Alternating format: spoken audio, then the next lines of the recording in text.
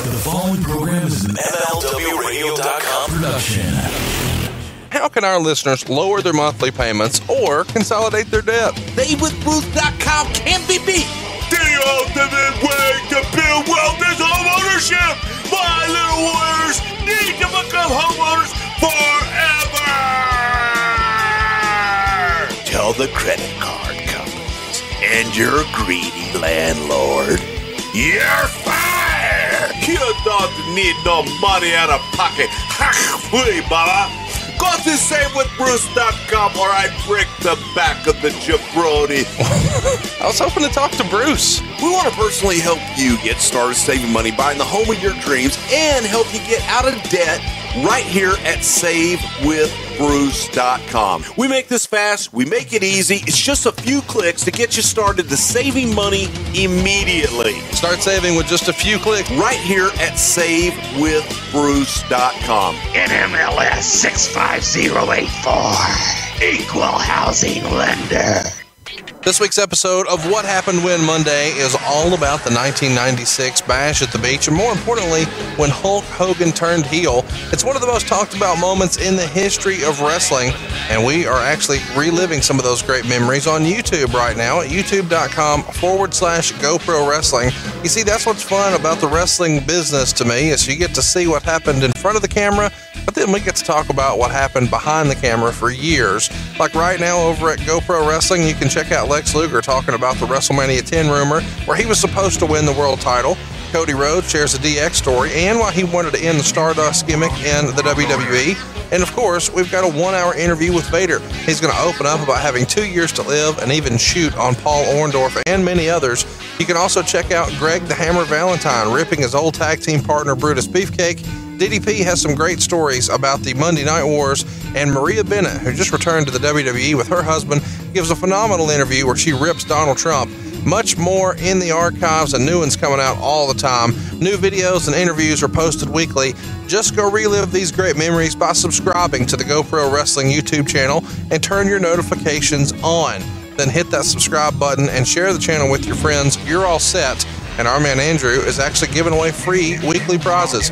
All you've got to do is subscribe and then drop him an email at goprowrestling@gmail.com. Include your YouTube ID and your email, and you'll automatically be entered into that weekly contest. You can also follow him over on Twitter at GoPro Wrestling. But most importantly, relive the great memories of professional wrestling right now on YouTube at youtube.com/GoPro Wrestling.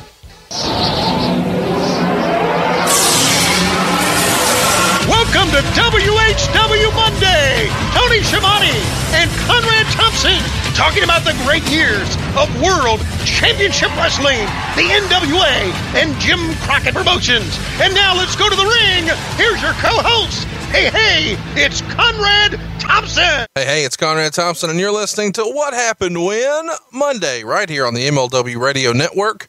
But the man of the hour, by God, Tony Schiavone is with us. What's going on, man? How are you? Hey, Conrad, what's up, buddy? What's up, Slapdicks? And boy, are we excited because our countdown is on to our live show coming up on the 9th of July at 3 Links in Dallas. We are going to be live on stage. I can't wait to see you and Bruce and all three of us do a belly bump before the day is over. So we're having a lot of fun. We appreciate all the response to our program so far. Thanks for everything, guys. Conrad, thanks to you. And of course, Court Bauer for getting me back into wrestling. Never thought I would get back into this shit, but here I am. And you're knee deep, man. We're actually promoting live shows. It's our very first one. We want your support. We want to see you this Sunday in Dallas at 3 Links on Elm Street. There's only one place to get your tickets. It's WHWlive.com. We've got a lot of fun stuff planned. We're going to talk a little Monday Night Wars with Bruce and Tony. And of course, we're going to talk about Tony's year with the World Wrestling Federation. We're specifically going to focus on SummerSlam 1989. There's got to be some fun Vince McMahon stories in there. All that and more. It's going down this Sunday in Dallas, just before Great Balls of Fire. Tickets are still on sale at WHWlive.com. And if you've ever wanted to meet Tony or meet Bruce or pick their brain or have a question, this is your chance to do it. We're opening the doors at 1:00. Everyone is welcome to come on in. There's no separate levels or tiers of tickets. Everybody's VIP. Get as many pictures, autographs, pick their brain. come fellowship from 1 to 3. And then from 3 to 5, we're going to make you laugh. It's WHWlive.com. But this week, Tony, we are going back to our traditional poll format. And we had a poll where the 1996 Bash at the Beach is the runaway winner. But before we get to Hulk Hogan turning heel, let's talk about last week's Horseman episode. We've kind of put a bow on the Horseman for now. We'll pick back up in the future with more Horseman episodes, I'm sure. But what was the feedback overall you got from our 2 Horseman episodes? Well, the most feedback I got was the story about Barry Windham hitting me in the back of the head with a Whataburger, and I'm falling asleep with the Whataburger on the back of my head. That's the most feedback I got online and from everybody on Twitter. Everybody has their own opinion, Conrad, on who's their favorite horseman. And obviously you and I have our own opinion as well. Still, I go back to the original Horseman days with Ole Anderson part of the group. But I think it's very interesting how even today, and I know the Horsemen have been inducted into the WWE Hall of Fame, but even today how the Horsemen have a profound impact on wrestling fans and how they were probably ahead of their time as far as groups are concerned or factions or gangs, if you will, are concerned. The Horsemen live in wrestling history, even today. And I'm really, and I go back and I still look at some of that stuff and I think, my God, I was holding the microphone for some of this legendary stuff. It's just absolutely amazing. So I was pretty thrilled about that. We interrupt your current program for a special announcement from What Happened When Mondays with Tony Schiavone. We are pleased to announce a very special exclusive opportunity for fans of What Happened When to enjoy the Tony Schiavone Experience the day before the podcast Super Show in Dallas, Texas on Saturday, July 8th from 7 p.m. to 10 p.m. at a secret location. To sign up and confirm your spot or for more information, go to facebook.com/WHW Monday. The first 10 listeners to sign up and confirm payment for the Tony Schiavone Experience will enjoy dinner with Conrad and Tony and an exclusive VIP lanyard, a signed 8x10 of Tony, some What Happened When swag, a lifetime of memories, laughs, and good times. And there may be a surprise or two as well. We are limiting this experience to 10 listeners, so first come, first serve. We aren't buying you dinner, but you will get a once-in-a-lifetime chance to hear stories, ask questions, and have a fun, intimate evening with Conrad and Tony. This is our first one, so count on being blown away by the experience.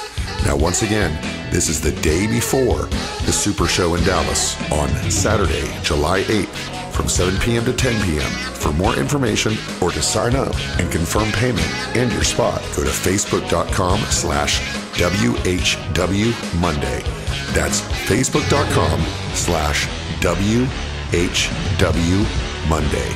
Hope to see you there. We now return to your scheduled programming. Well, and we're thrilled about it too. And we want you to go enjoy that in the archives. It's Horseman Part 1 and Part 2. Over 250,000 of you have checked out those shows so far. We really appreciate all the support there. But now let's get into why we're really here. It's the 1996 Bash at the Beach. But before we do so, we ought to give a quick shout out to our friends over at worldofwrestlingfigures.com. If you've been having trouble finding a hard to find wrestling figure, some sort of rare piece of memorabilia you'd like, you can find all the rare classic superstars, elites, 2-packs, and many other rare wrestling figures at worldofwrestlingfigures.com. Now, Bash at the Beach 1996 happened, it's hard to believe that this is the case, 19 years ago on July 7th from the Ocean Center in Daytona Beach, Florida. Tony, when I tell you that this happened nearly 20 years ago, how old do you feel? I feel like, when you watch it, it doesn't seem like it was that long ago. Right. But then when you sit back and you think about it, it makes me feel old because I'm looking at some of the people in the stands who are like kids and thinking, boy, those guys are in their 30s now. Sure. And so, yeah, I'm an old fart, man. Man, am I ever. But even though I'm old, some of the things that apply to wrestling back then to me are important throughout history. And that was quite a moment for us. It was quite a moment in the business. And it was really the moment, to me, that set the table for the Monday Night Wars that one night.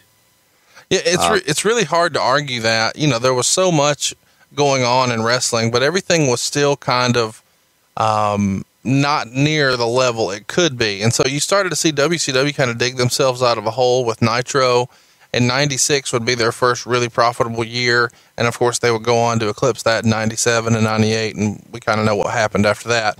But WCW was kind of leading the change here. And it felt like prior to this angle, a lot of what WCW had done was just kind of copycatting what Vince had done or recycling old Vince ideas.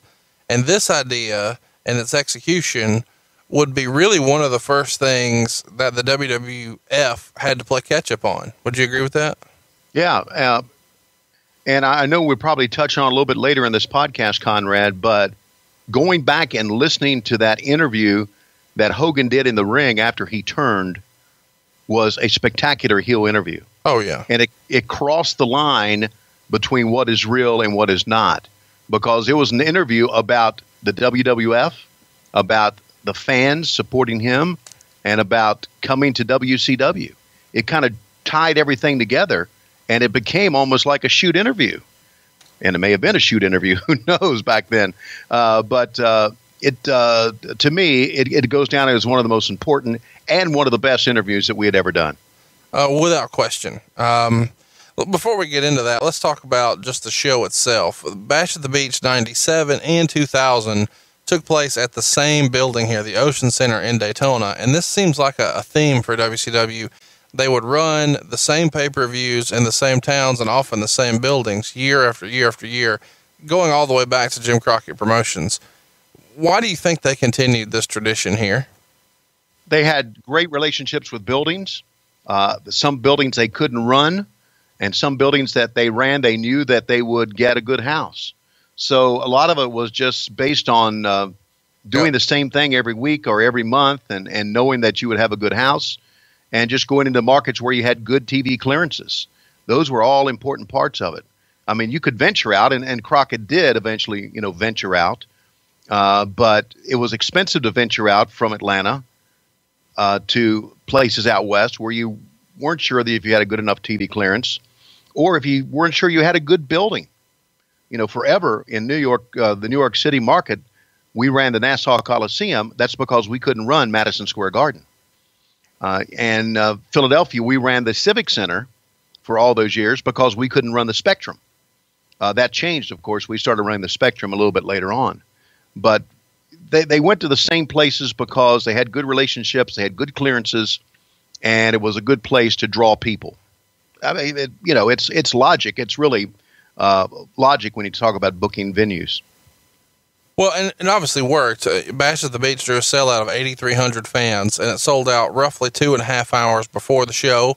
But they had more than 2,000 walk-ups turned away, so they could have even packed more in there. Allegedly, the paid attendance, though, was only 6,400 because WCW, not being sure if they could sell it out or not, started a paper in the last week. Right. So 6,400 folks actually paid for their tickets. 2,000 paying customers were turned away. It's weird to think about this in terms of this being one of the more famous pay-per-views in history. They only had a $72,000 gate. And it feels like when we're going to talk about some of the history that took place here, 72,000 seems like an anemic amount. I mean, WWE's pulling more than that on house shows now. Yeah. Well, it also seems when you talk about papering a house that they were very unsure of themselves. Look, in hindsight, if you think, okay, we're going to give away 2,000 tickets. What is 2,000 tickets? What does it matter? Right. I mean, I would have gone ahead and said, we're not going to paper it. If 2,000 people don't show up, 2,000 people don't show up. It's not going to mean that much on TV. In hindsight, they could have sold the building smack dab out. But that's the case of WCW still not being too confident in what they could do. And they would get a lot of feedback. Eric would get a lot of feedback from the promoters back then. Gary Juster, and I talked to Gary last week, believe it or not, being one of them, and Zane Bresloff being another one. Elliot Mernick, who, by the way, passed away this past week, and I really feel bad about that because Elliot was a good guy. They all would give their feedback to the front office and talk about, Chip Burnham was another one, late Chip Burnham, talk about what they thought the market could do and what they thought the house would be, and then the decision would be made to paper the house. So it was a mistake, but it wouldn't be the first mistake we would make, obviously. But it looked good on TV, buddy. It looked great on TV, and they had a great reaction in the crowd too. So all that stuff. Well, let's talk about what the crowd at home thought about it. In the Wrestling Observer newsletter, they did a fan poll, a reader poll, and it got 74% thumbs up and 12.6% thumbs down, with 13% thumbs in the middle. And given the angle that finished here, I don't know how this didn't get thumbs up across the board. When this show was over, not when you rewatched it this week, but when this show was over back in the day, did you think this was a good show? What do you remember your takeaway being? Oh, I remember going to the backstage, and we all were like high-fiving and hugging and thinking like, man, we had done something really, really big back then. There was no question when I walked out, this was a big event. There had been many times through the years, especially moving forward when I started hosting WCW Monday Nitro and Thunder, that when the show was over, we would literally sprint to our car to try to hop in the car and get out of the building, out of the way of the building, before the fans let out, so we wouldn't get caught in traffic. Now, of course, we were staying across the street in Daytona Beach, but this was one where we kind of hung around in the backstage area. Me and Dusty and Okerlund and Heenan kind of hung around the backstage area and kind of all discussed and, congratulated each other on great work. This was one of the real few times that we did it because we knew that something special had happened. Yeah. We're going to talk about the gravity of that situation and the turn and the moment and all that in a little bit, I guess. But where would you rank this as far as most important pay-per-views in WCW history? Well, I think this is number one. Really? Yeah, absolutely. You can give me what you think would be number one, but I think this is number one because it started the NWO. Hogan mentioned New World Order, then he called a New World Organization, but this has started it. This is the beginning of WCW being red hot, and WCW being a player mainstream, even though they had tried so many years. I think this is the most important one we've ever done. I think this is number one.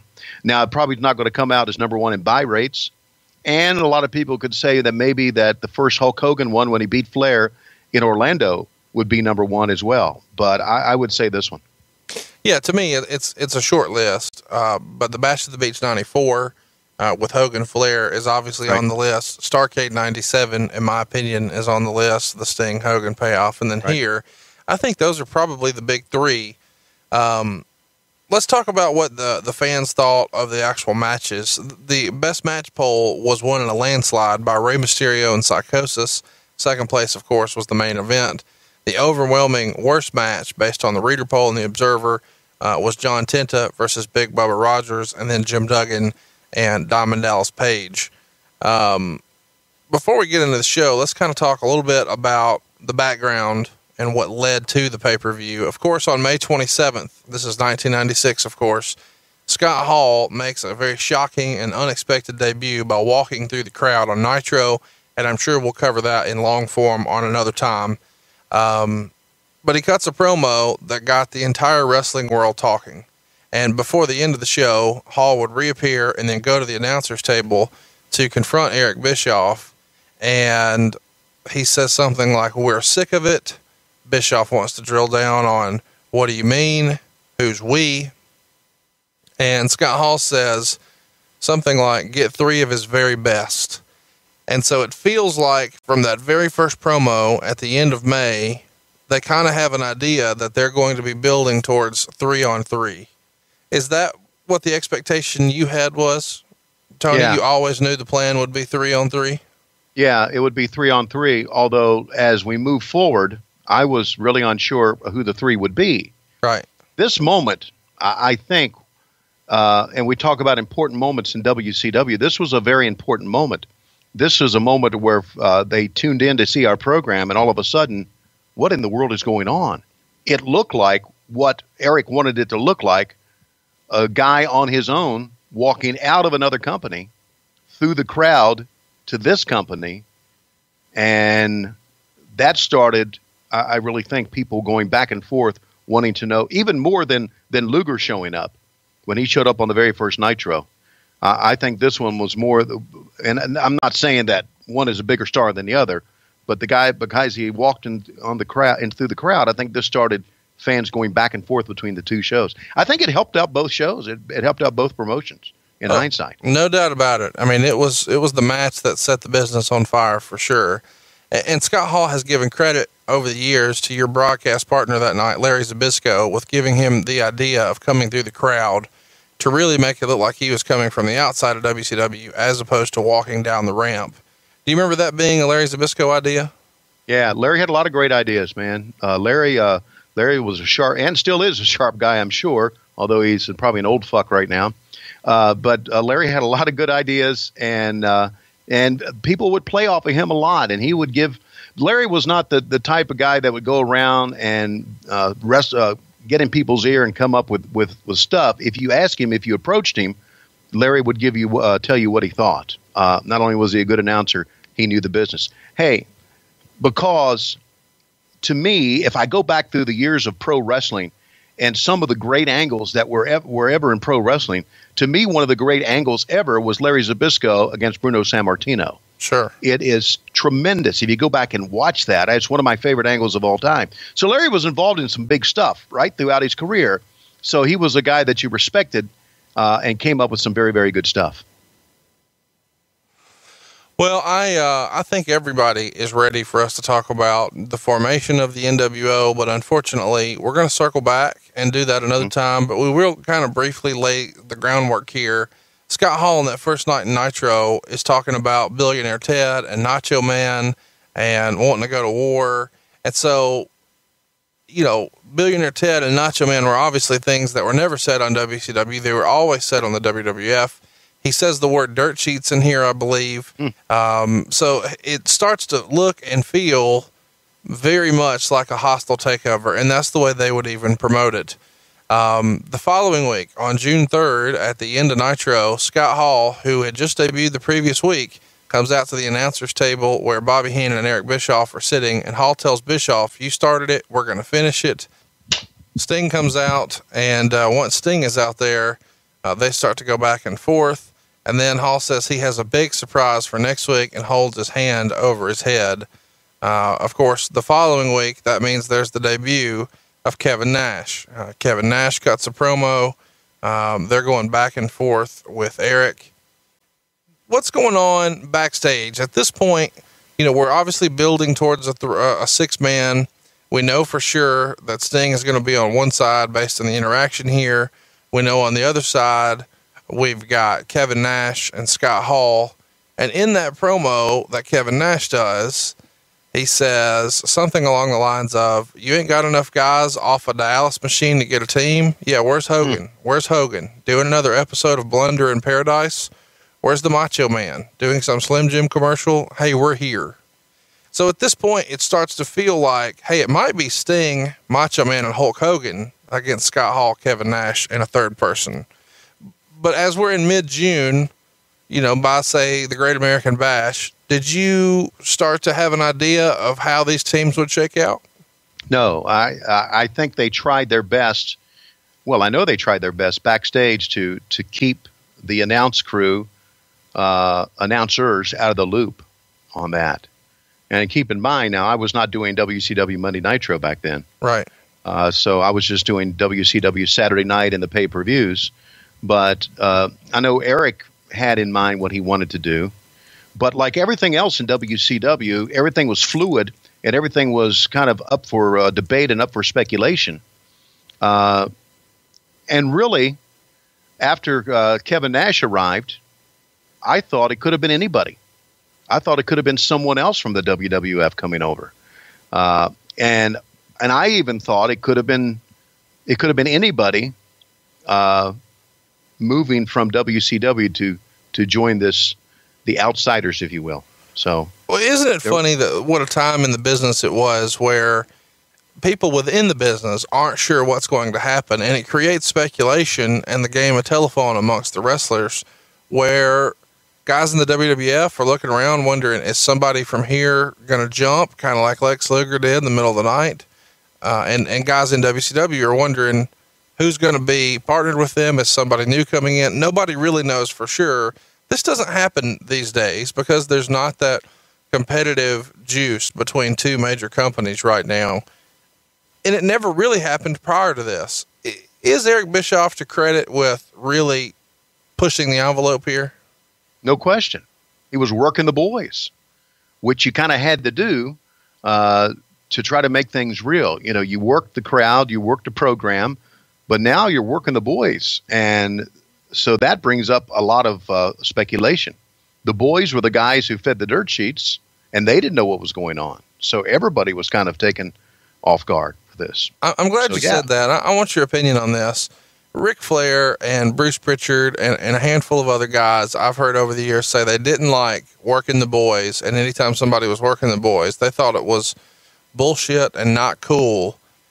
But you kind of indicated right there that, hey, if you know that it's what's best for business, you don't necessarily owe the boys an explanation for everything you're doing. You owe them clear direction on what they're doing. But if it doesn't affect them, you don't have to necessarily disclose it. I mean, that's the way traditional business works, but it feels like in wrestling, everybody feels like they're owed some sort of explanation as to what's going on. Where do you fall on that?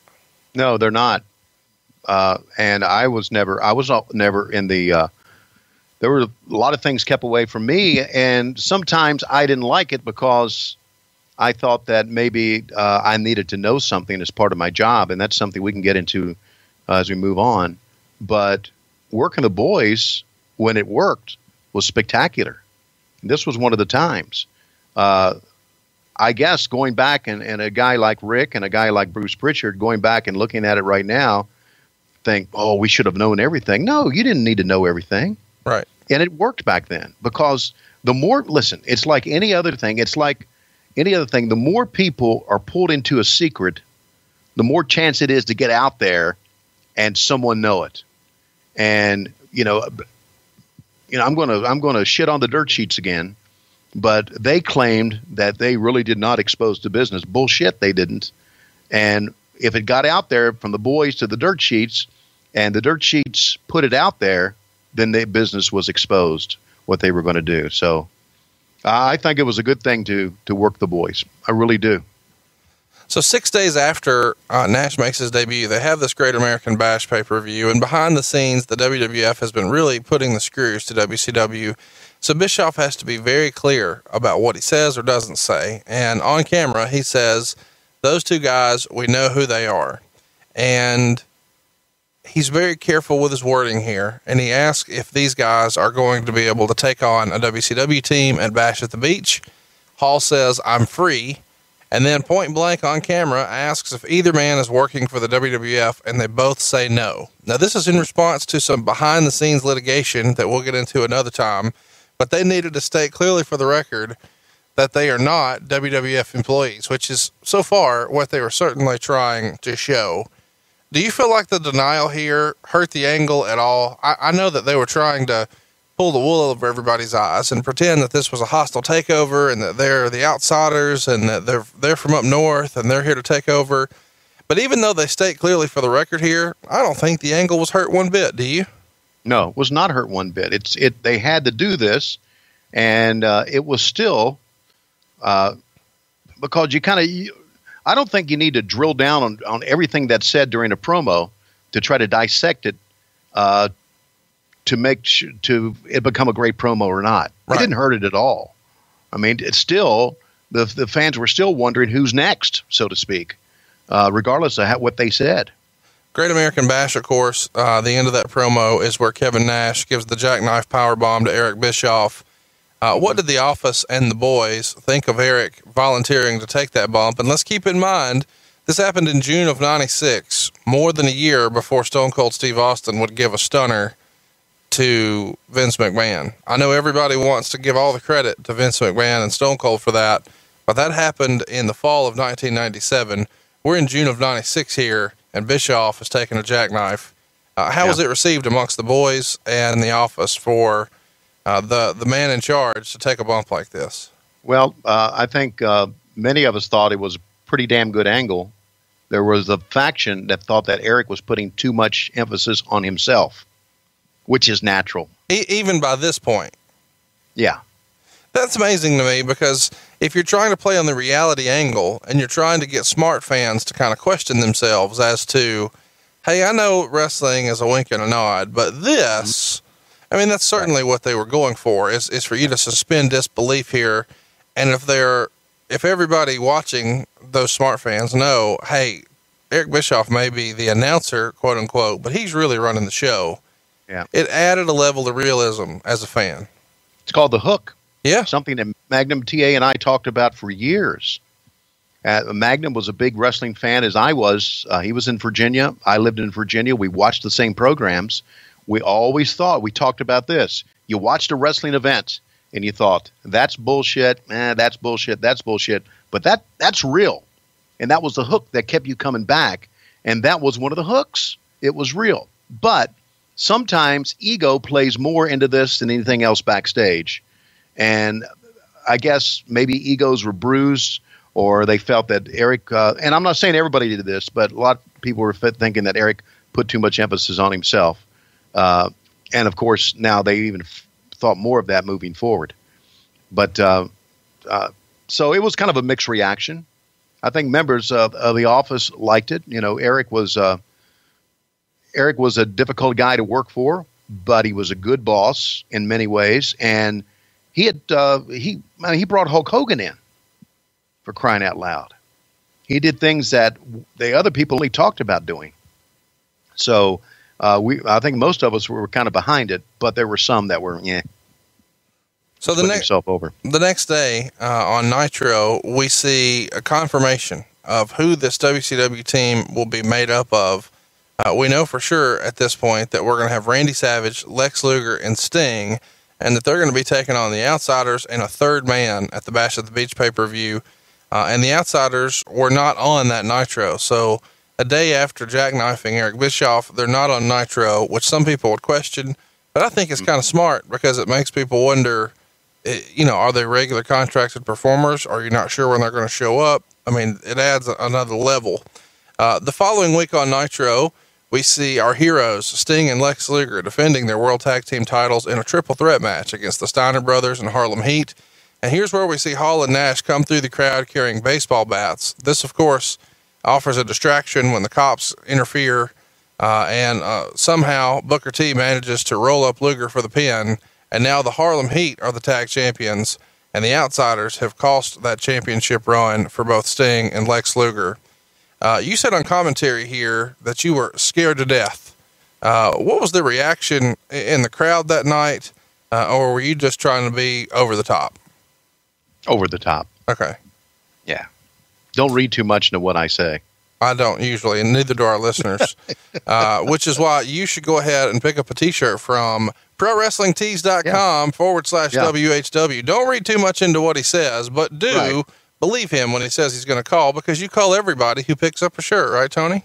Yes, I really do. Boy, we've had a run on the store recently, so I'm a little bit behind. I was amazed to see how many that we had sold in the month of June, and I appreciate that. Based on what you just said, as we're going into this talk about Pro Wrestling Tees, I think a new shirt should say, "Go fuck yourself, Conrad." Sure. Just to be honest with you. So, yeah. But we have some great shirts there, wonderful shirts, and great people who I have called and talked to, and some want to keep me on the phone for a long time, which is fine. Let's talk it out. It's kind of like a phone conversation that we're having that you could have with me live coming up in Dallas on Sunday, the 9th of July at 3 Links. But I love talking to people, love connecting with everybody. Listen, anybody who's ever talked to me, and this, Conrad, this is a shoot, okay? I know how you think of me sometimes. Everybody who's talked to me says that I'm very, very nice to them and very personable to them because it is a shoot. I appreciate everything they've done. I appreciate wrestling fans. And the reason I appreciate wrestling fans is that, damn it, I was one at one time. And I guess I am now, but back before I got into the business, I was. So I know where they're coming from. I know how passionate you can be about the business, how much you can love the business. You love the business. We all do. So I appreciate that. and I appreciate you buying a shirt. So I'm going to make time for you. I want to let everybody know that there have been there's some international calls that I have yet to make, and for some reason I can't get through to Australia. I don't know why that is, and I've tried. I've got a person from Germany I've got to call, and I've got a couple of people from England I've got to call. I've made a call to Australia, but there's one guy from Australia, Jared, who I do want to call. Jared, I know you listen every week, and I appreciate it. Tony, we're trying to sell T-shirts, not do fucking misconnections. Can you talk about the goddamn T-shirts for a minute? Where are we? Oh, yes. That's prowrestlingtees.com/WHW. Go check out the hot tag T-shirt, man. I love this hot tag T-shirt. I'm a big fan of the Klondike. That's a little old school action. The Syracuse Slapdick School of Journalism. That's an oldie but a goodie.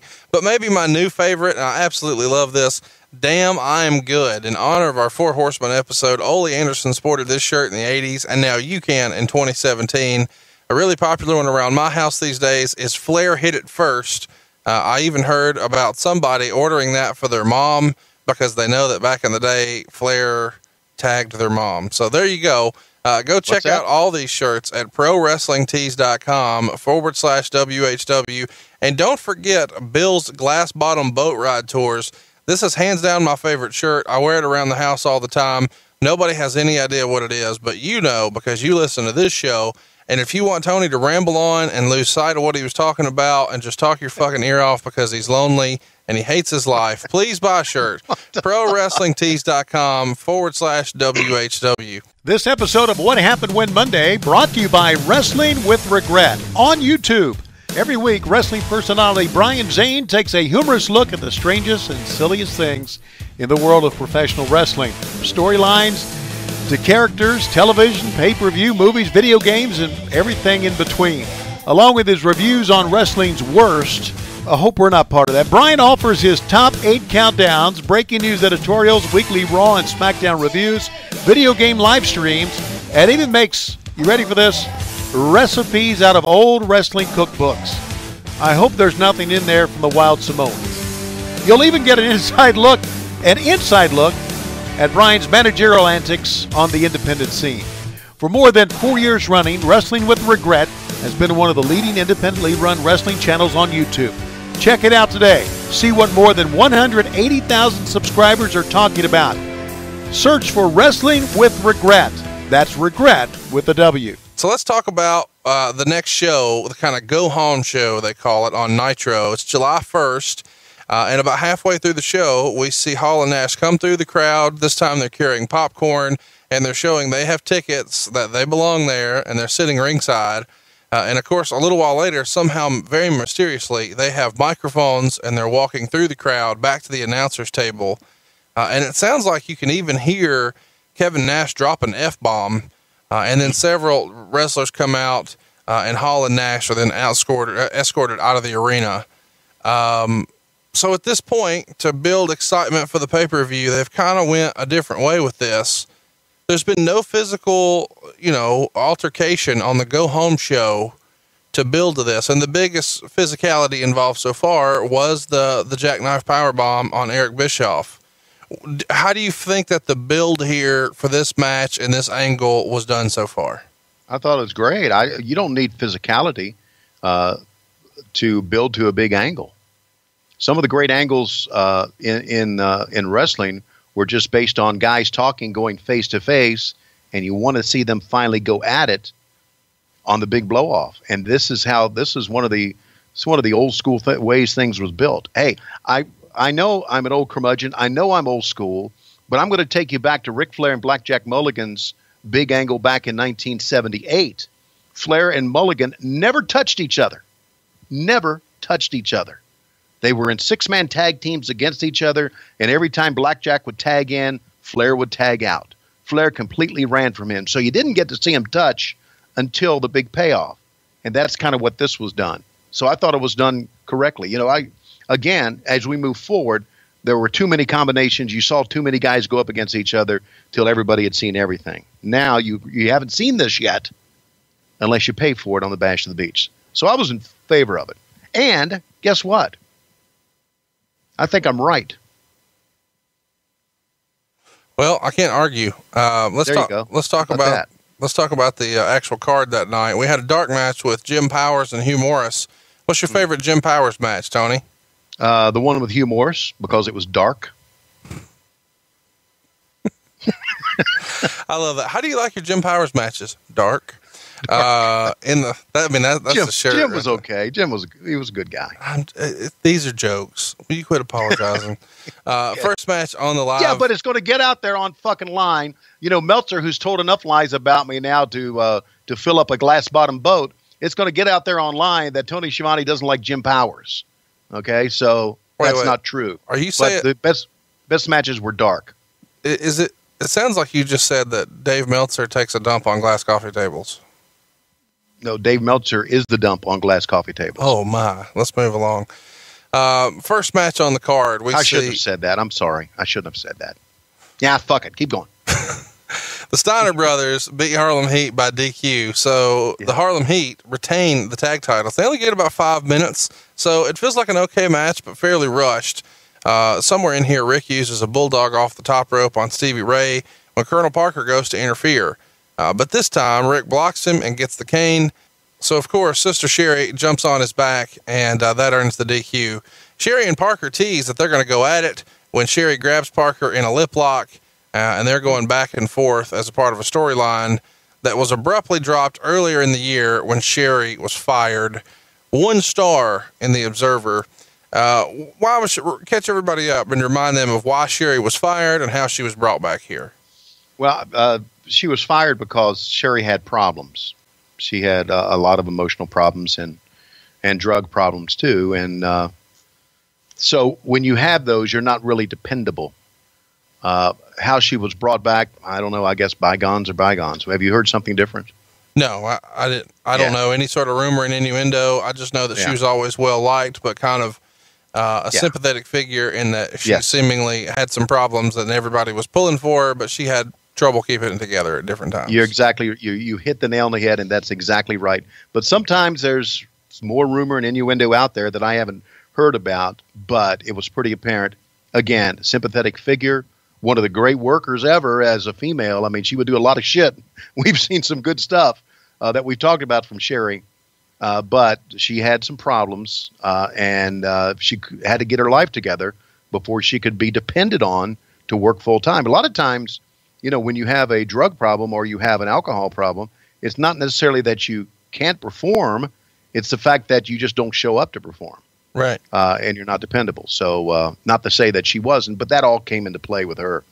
And it's hers is a sad story because she was a talented girl. I think you would agree. Oh, absolutely. Where were you at on Sherry? Did you spend much time in her makeup chair? No, I did not. Because she always was like moving from one place to the other. Hello, Mr. S. How you doing, Mr. S? Fine, Sherry. I'm fine. But no, she wasn't. I didn't flirt with her, or I didn't talk to her like I did the other girls. Because you like blondes, or because Ric Flair said she would wear your ass out?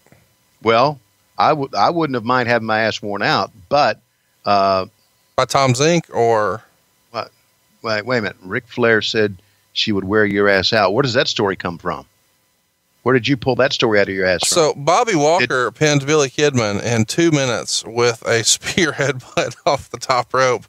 Walker nearly fell off the top rope here, and Meltzer would write, both guys would work very hard and did nice high spots while they were in there. Why do we have a 2-minute match here on a pay-per-view? And as you answer that, I want to hear all about your favorite memories of working with hard work Bobby Walker. I can't. I don't. Oh, I'm going to get so much shit about this. Okay. Why? Because I don't remember hard work Bobby Walker. Yes, you do. You don't remember? No. Come on.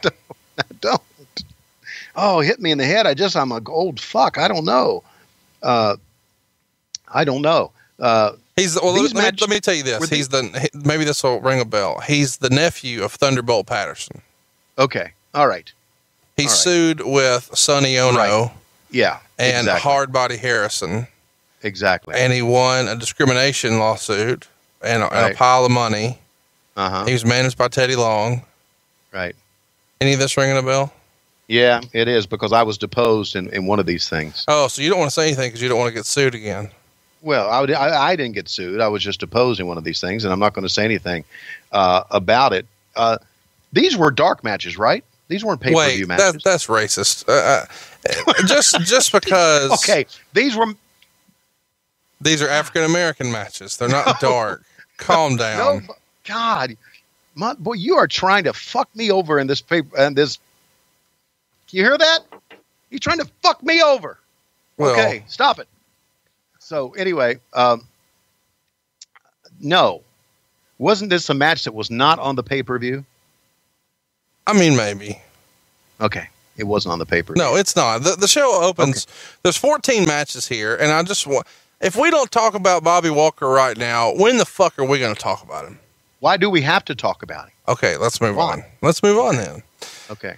He worked hard. Rock and Roll Express in 1996 in WCW. I had no memory of this. They worked a 2-minute dark match here. Ricky Morton and Robert Gibson against Fire and Ice. That's Scott Norton and Ice Train. Two of these fellas here are probably locker room favorites. Who are the other two? The other two would be Fire and Ice. Maybe. I don't really remember. I got you with that one. I don't really remember anything about Rock and Roll Express in 1996. Can you catch us up about, this run and why it didn't work out? It feels like something that Bischoff would have just shit on right away as being too Southern for him. That's exactly what it was. Too Southern for him. And let's face it, Ricky and Robert have been the Rock and Roll Express for 10 years by this time, in mainstream, even before back then. So Eric was tired of the gimmick, and Eric was tired of everything Southern, which was wrong. Fucking wrong. So let's process our fifth and final dark match here. It's Eddie Guerrero versus Lord Steven Regal. You've got two of the greatest performers of all time, and they get 3 minutes and 38 seconds. Regal loses by schoolboy. They only get half a star. So let's run through the dark matches here so far.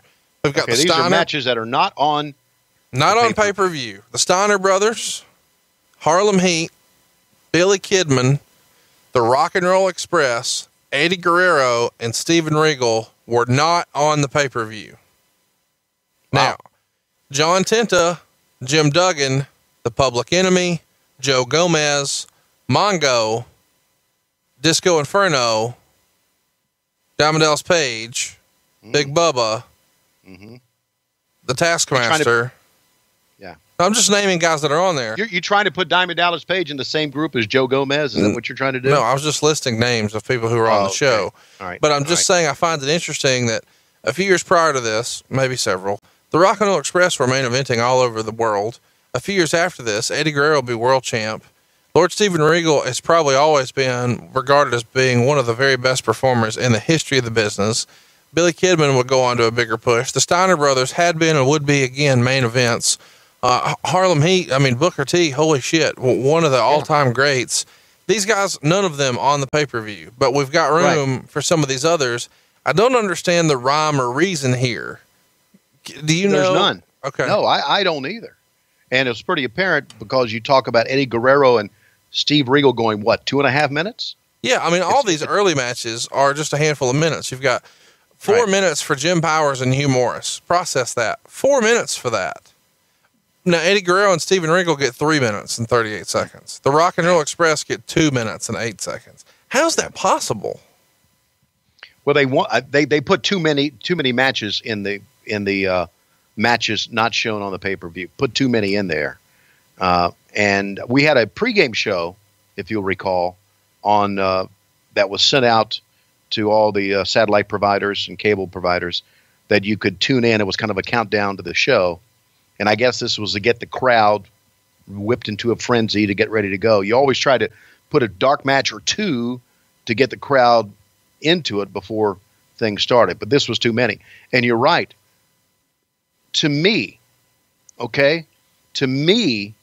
not putting Steve Regal or Eddie Guerrero on the pay-per-view and putting Joe Gomez on the pay-per-view, Somebody should be beaten with a fucking stick. That was one of my follow-up questions. Steve McMichael and Joe Gomez make the pay-per-view, but Eddie Guerrero and Lord Steven Regal do not. Can you give me 2 reasons why?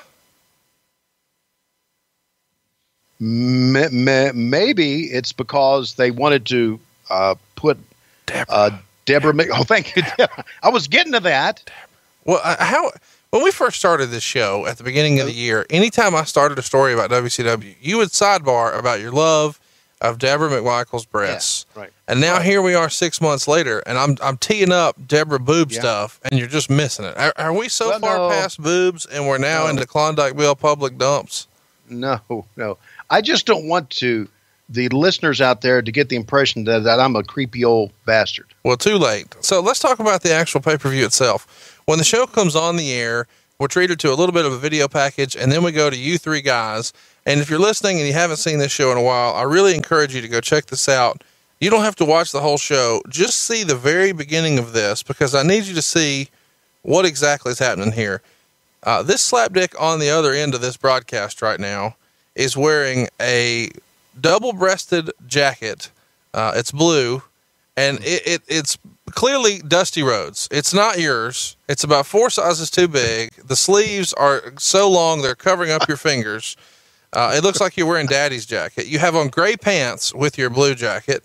And so, of course, when I think of gray slacks and a blue double-breasted blazer that's 4 sizes too big, I'm like, you know how we can really class this up?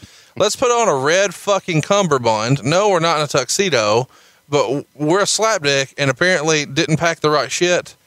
So we have a red cummerbund and a red bow tie. I'm with Tony. I'm now with Eric Bischoff. WCW going out of business was your fucking fault. If you had any fashion sense, or you could find, if you even knew a guy named Jim, much less could find one, maybe the company would still be here. All right, hold on a second. The family was with me during this entire trip. All the kids and Lois. Lois let you leave the house dressed like this. Lois dressed me. Oh God. She was in the hotel across the street. She dressed my ass. She said, "That's going to look good." Where did the jacket come from? Did you borrow that from Dusty? I think I still have that jacket. I think, as a matter of fact, I would fill that jacket out here in 2017. But why are you worried about the way I look? Because I needed content to make fun of today. And when I turned it on, I was trying to take notes. And once I saw what you were wearing, I just put my pen and paper aside and I said, show made. We've got it. Dave Silva, if you're listening, of course you're listening. I need you to Photoshop this version of Tony Schiavone with the gray slacks and the blue double-breasted blazer that belongs to Dusty Rhodes and a red fucking cummerbund and bow tie in every Photoshop for like a month. Let's put this Tony everywhere, like where in the world is Carmen Sandiego? Okay, so how about this for a response? I was dressing up for Deborah. Well, I wanted to look good for her. It's no wonder you never got them guts if that was the way you would try to dress up for her. Because I wish that night, if you watch that, if you can look past Joe fucking Gomez being in the ring, that night I wish I was the little dog. I was going to say, do you think the dog would watch? Yeah, being held up against her bosoms, all nice and warm. How do you know they're warm? Why wouldn't they be? You think they're cold? You think they're brittle? You think no, they got to be nice and warm. And didn't we do a good job of having her dress and accentuate those boobs? No, we did not. I was going to say, I don't think you had her dress, because it's clear from looking at the way you're dressed that nobody was paying any attention to what people were wearing. It was just left to your own devices. Because the idea is to pay attention to the damn matches, you stupid son of a bitch. I tell you what, that Men's Warehouse commercial was full of shit. I did not love the way you looked. Fuck that guy. All right, so the first match, I can't wait to see you shit on this. This was a phenomenal match. It just goes over 15 minutes. We've got Rey Mysterio Jr. In one of the, to me, the best Rey Mysterio Jr. stuff was like 95 to, early 98. That run right there is just outstanding. We're right smack dab in the middle here for Rey Mysterio, Psychosis. They start with some fun mat wrestling, and then they're doing just one high spot after another, just crazy over the top stuff you've really got to see, including a leg drop off the top to the floor, which just sounds ridiculous. But they did it, and they're doing so many big moves here that we can't even recap them all. Hurricane Ranas, springboards. a lot of this stuff you've seen before now, but you've probably still not seen it as executed as flawlessly as it is here, including there was a spot on the top turnbuckle where it looks like they're going to go for some sort of a razor's edge, but it is reversed into a Hurricane Rana for the pin. It's outstanding. It gets 4 3/4 stars in the Observer. I loved it. Everybody in my house this week thought it was the best match on the card, but you hate anybody who is Hispanic or wears a mask. No, I do not. I do not. No, Okay? you've been very clear. What I hate is one fucking high spot after another high spot after another high spot that means freaking nothing. You got to sell to make the match. That's what I hate. But this match, to me, we brought in Mike Tenay to commentate because Mike followed Lucha Libre wrestling. He was really big in all this stuff. And Mike, this is the beginning of Rey Mysterio being a big star for us. Because Mike talked about the huracanada. He talked about the top rope plancha, and he gave us some terms, and I thought this was a spectacular match. Rey Mysterio was spectacular, and you can see why that Rey Mysterio Jr. had knee problems just watching this match throughout his career. If he would do something like this every night. What are you shaking your head about? I'm just saying it's amazing to me that Rey Mysterio can even walk now. You know, when you see I agree. All the stuff that he was doing consistently and flawlessly. By the way, I know that we've talked a lot about Bobby Heenan being one of the greatest announcers of all time, but certainly the greatest manager of all time, at least in my worldview. But he's burying the shit out of this. He's referring to Rey as the original San Diego Chicken. He's saying that Rey has hair like Demi Moore because she had just shaved her head for G.I. Jane, and that Psychosis has hair like Peg Bundy. He's kind of mocking the names of the moves. Was there any heat, or was this at a direction of somebody, or did Bobby just not get this type of style? Well, it was kind of new to all of us, but it was Bobby being Bobby and being entertaining. You think he was burying the wrestlers by being funny like that? Well, I mean, I think when you've got young guys on a card who are kind of unknown to the audience and they don't have, if he's doing this with Hulk Hogan, I get it, right? Because Hogan's established. But with Mysterio and Psychosis mocking their hair and comparing their hairdos to women, and when they're already fighting an uphill battle because you've got the lead announcer who doesn't like Hispanic people or people who wear masks, and I'm just kidding. I know you like Dave Silva. I think you said he's my one. I'm done now. During the match, you guys kept talking about Bischoff being missing and wondering if he had been taken hostage or what had happened to him. What was the thinking there? Did you already know at that point he was going to be involved as a heel, or was it just trying to speculate? We were just trying to speculate and trying to have another storyline going forward. In reality, I'm not so sure that was an important storyline at that time. But I think we did a lot of the matches a disservice by continuing to talk about where's Bischoff. And probably did disservice even to this match. Going back to Bobby Heenan and defending what Bobby was saying, Bobby got his lines in to be Bobby Heenan. But if you listen to that whole match, Bobby did a good job of, I thought, putting over these guys and these spectacular moves that they were doing. Are you echoing some dirt sheet commentary about this match, that they didn't like what Heenan said, that they thought that Heenan buried this match? Is that you talking? Or is that somebody else, some other shithead talking? Both. Okay. I'm going to co-sign it, but don't get me wrong. I like when Heenan buries made guys and they're clearly a heel, but here he's picking on both guys. We don't really have clear-cut defined roles of this guy's a heel, this guy's a babyface.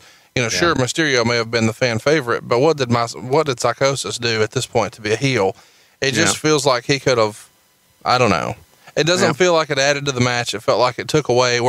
These guys are putting on a fucking clinic. It's one of the best matches of the show, certainly the best match of the show. And we're talking about their haircuts and how silly they are. And we're calling the names of the moves something else. I don't know. Right. It's just, okay. I got you, Mr. I love Japanese Mexican wrestling guy. No, how about this? I appreciate when people put forth effort, and when they're doing something nobody else can, I don't shit on it because I can't do it. And that's what happened there. Okay. All right.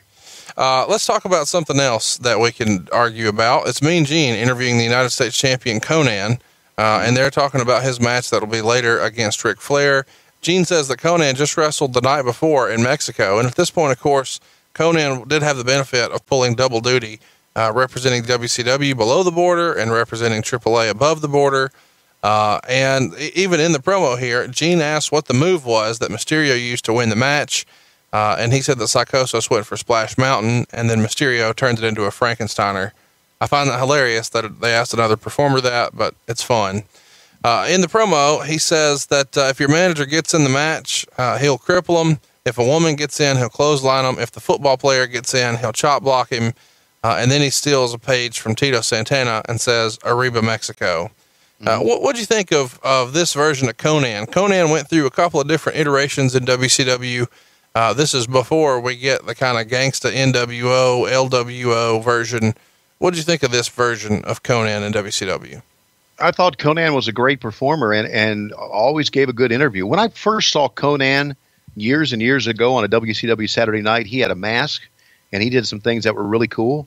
I thought he was a very good performer, and I thought this was one of, and I know you can pick them all apart by thinking it's funny for an announcer to ask a talent what type of move that was, but I think it's one of what, to me, was one of the most entertaining parts of this whole show was Gene Okerlund's interviews during the course of this Bash of the Beach. Gene did a phenomenal job backstage for us. And Conan was a pretty good talker, and the fact that he had wrestled in Mexico and he had been wrestling in the United States just kind of made him more legitimate as a U.S. heavyweight champion, I thought. So next up, we've got John Tenta coming out with half his head shaved. This is quite a look that he's sporting here. He's got half a beard and half his hair.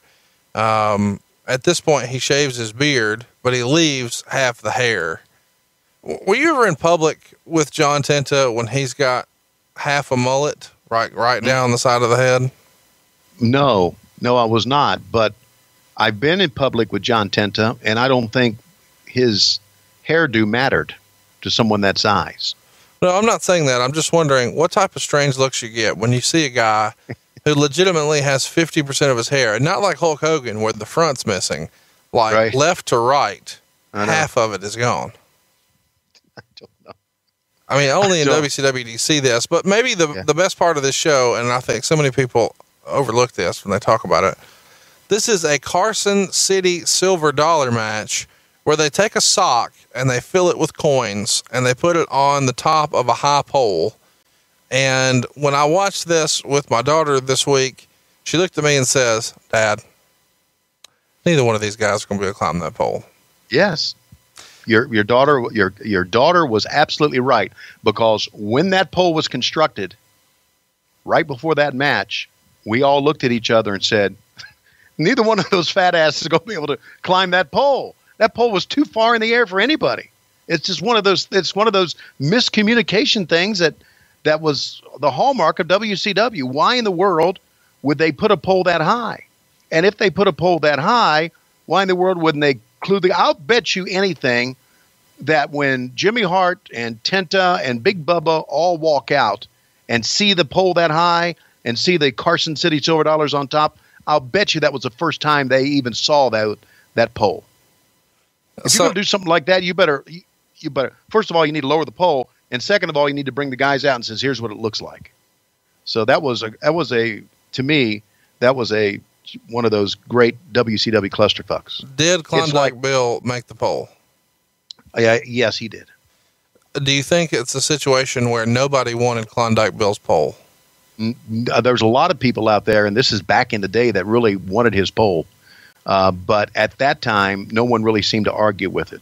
They go to Klondike Bill, and Bill says, yeah. And they said, Bill, build us a pole. And Bill said, can I get any pussy out of it? And they say, well, no. He said, okay, I'll build the pole. And he built a pole, but they didn't give him any guidance on building a pole. So rather than ask specifics like how tall, how big, how do you want it attached, he would go straight for, can I get some nappy dugout? Right. Well, I see how this happens now. I mean, if there's any question on this podcasts through the years, if there's anybody a bigger pervert than Bill, I don't know who that was. Tony Schiavone. No, not even close. Just because I like Deborah's boobs, and I'm in love with Medusa, and In love with, boy, we're escalating things. Okay, I've always been in love with Medusa, and it doesn't mean I'm a pervert. I just like beautiful women. So this comes. Is there anything wrong with liking beautiful women? No. Okay, thank you very much for agreeing with me. All right. Can we move on? I thought Terry Reynolds was a gorgeous woman too. You have fucking early onset Alzheimer's. We're not talking about Terry Reynolds. Let's stay focused, you old perv. I'm just so sorry. This poll, this Carson City silver dollar. Yeah. This to me sounds like a Dusty idea. Yeah, it does. But okay, you have to admit that the fans popped when Tenta hit Bubba with the silver dollars. Now, here's what I'm trying to illustrate. They did pop. The fans did pop. I'm not arguing that. Go back and watch that thing. I'm just saying there is a person in wrestling who gets hit with the on a pole jokes all the time. Mr. Vince Russo. Yeah. They put coins in a sock on the top of a pole in 1996 when Vince Russo's nowhere around. It's Dusty Rhodes. And he did it with a guy who had half his hair, who was doing promos saying, "I'm not a fish, I'm a man." To the point where as Bubba is whipping Tenta with a belt, Heenan says he's hitting him in the gills. And then you said he doesn't have gills, and Heenan says, "I know, he's not a fish." It made me laugh. It made me laugh. It's just funny to me how history will look back and they'll say Dusty Rhodes is one of the greatest minds in the history of wrestling. Vince Russo's a dumbass who put. Yeah, well, there was wasn't there a coal miner's glove match on a pole? Yes, and Vince Russo wasn't there for that either. Exactly, wasn't there for that. So I agree. There was also some commentary, which to me was the funniest line of the night. And I know you're going to say, yeah, Heenan wasn't giving the athletes their due because he was being funny. But after the match was over and they swing and they hit Bubba, or Tenta hits Bubba, I say, as the legendary announcer for the Yankees, Mel Allen would have said, "How about that?" And Dusty says, as Phil Rizzuto would have said, "Holy cow." And Heenan, without missing a beat, says, as Harry Carey would have said, "I'll have another one." That's phenomenal. That is phenomenal. That is off the cuff, phenomenal Heenan comedy. And we had to all pause with that because I almost swallowed my tongue on that one. So anyway, it was, I thought the end of the match, going back to this match, everybody shit on it. How many stars did it get? Half a star? No, it got 1.25 stars for a 55-year-old Jimmy Hart, climbing up the pole. This comes after, I guess somebody thought, hey, we're not going to be able to climb the pole. So take these scissors out there and we're going to tease like we're going to cut more hair. But then instead we're going to try to cut the straps down to bring the pole down to our fat ass level. And I can say that I am a fat ass, but then they just said, hey, hey, Jimmy Hart, climb that pole and get that sock. And Jim did it because he's a pro. Absolutely. Yeah. And by the way, when he turned around, he nailed the timing of turning around and seeing that Bubba wasn't there and Tenta was. His facials were all. Jimmy Hart's one of the more underrated performers in the business. Super talented. Anyway, as Hart comes down, Tenta's waiting, gets the sock, hits Bubba in the mouth with a sock full of quarters. This is real. Fans pop. Fans pop. And he gets the pin at 9 minutes. And so then he takes he dumps the coins out on him. So you hear the coins, another reel. And then he takes one coin each and puts them on Bubba's eyes. And what I thought was funny about this, watching it back, is that Bubba is actually talking to him while he's doing it. So you kind of ruin the visual of, hey, he's dead. Of course, he's not really dead. And instead of putting X's over his eyes, we're going to put these coins over his eyes. Well, that looks like shit if you're talking the whole way through. Yeah, it does. And it was a case of the camera should have pulled off of it. It's a case of you should shut the fuck up. That's what it's a case of. Exactly. Not only that, the announcers missed the coins on the eyes gimmick, you know. Well, the announcers suck. Well, apparently Heenan did, according to you, well, no, because he was burying everybody to be funny. No, he's trying to pop the boys and talk about haircuts and Harry Carey alcoholic lines instead of commenting on the fucking show. Okay. No, don't get me wrong. Best commentator ever. This performance in particular, his worst show of all time. Oh, no, not at all. He had worse shows than this? Oh, my God. Not at all. This is not even close. And it's as far as I'm going to go. Okay. I'm not going to bury Bobby Heenan. I'm not going to bury Bobby Heenan. I didn't ask you to. Even though he has buried me, I'm not going to bury him because I'm not getting into that. I loved Heenan. I loved working with him. He did a great job in this show. We're not burying him. We put over he's the best of all time. I'm not going to. I didn't ask you to. Okay. What would you rather do? Bury Bobby Heenan on this show or smell Klondike Bill's underpants? Okay. Oh, that's a tough one. Or get a warm embrace from Tom Zink. Okay, I would rather get a warm embrace from Tom Zink. I knew it. So after the match, we go backstage. You're welcome. I saved you.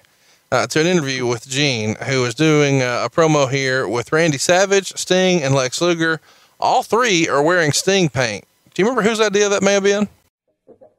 Hey, you know, nostalgia's big right now. It's one of the main reasons that What Happened When Monday is so popular, and we are so thankful for that. And one of the things that sticks in our memory when you watch wrestling events, when you watch television shows, when you watch your favorite movies, are the tunes. And that's what makes our friends at Enjoy the Ride Records so special.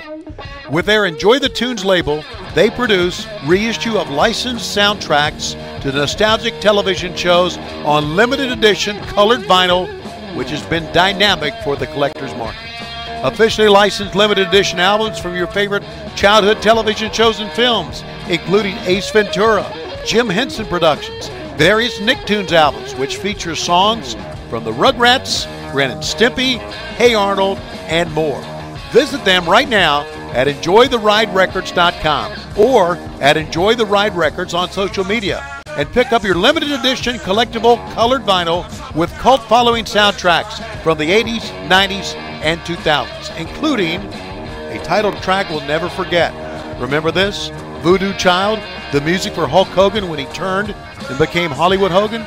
It's one of our great sponsors this week. Check them out at EnjoyTheRideRecords.com or at Enjoy the Ride Records on social media.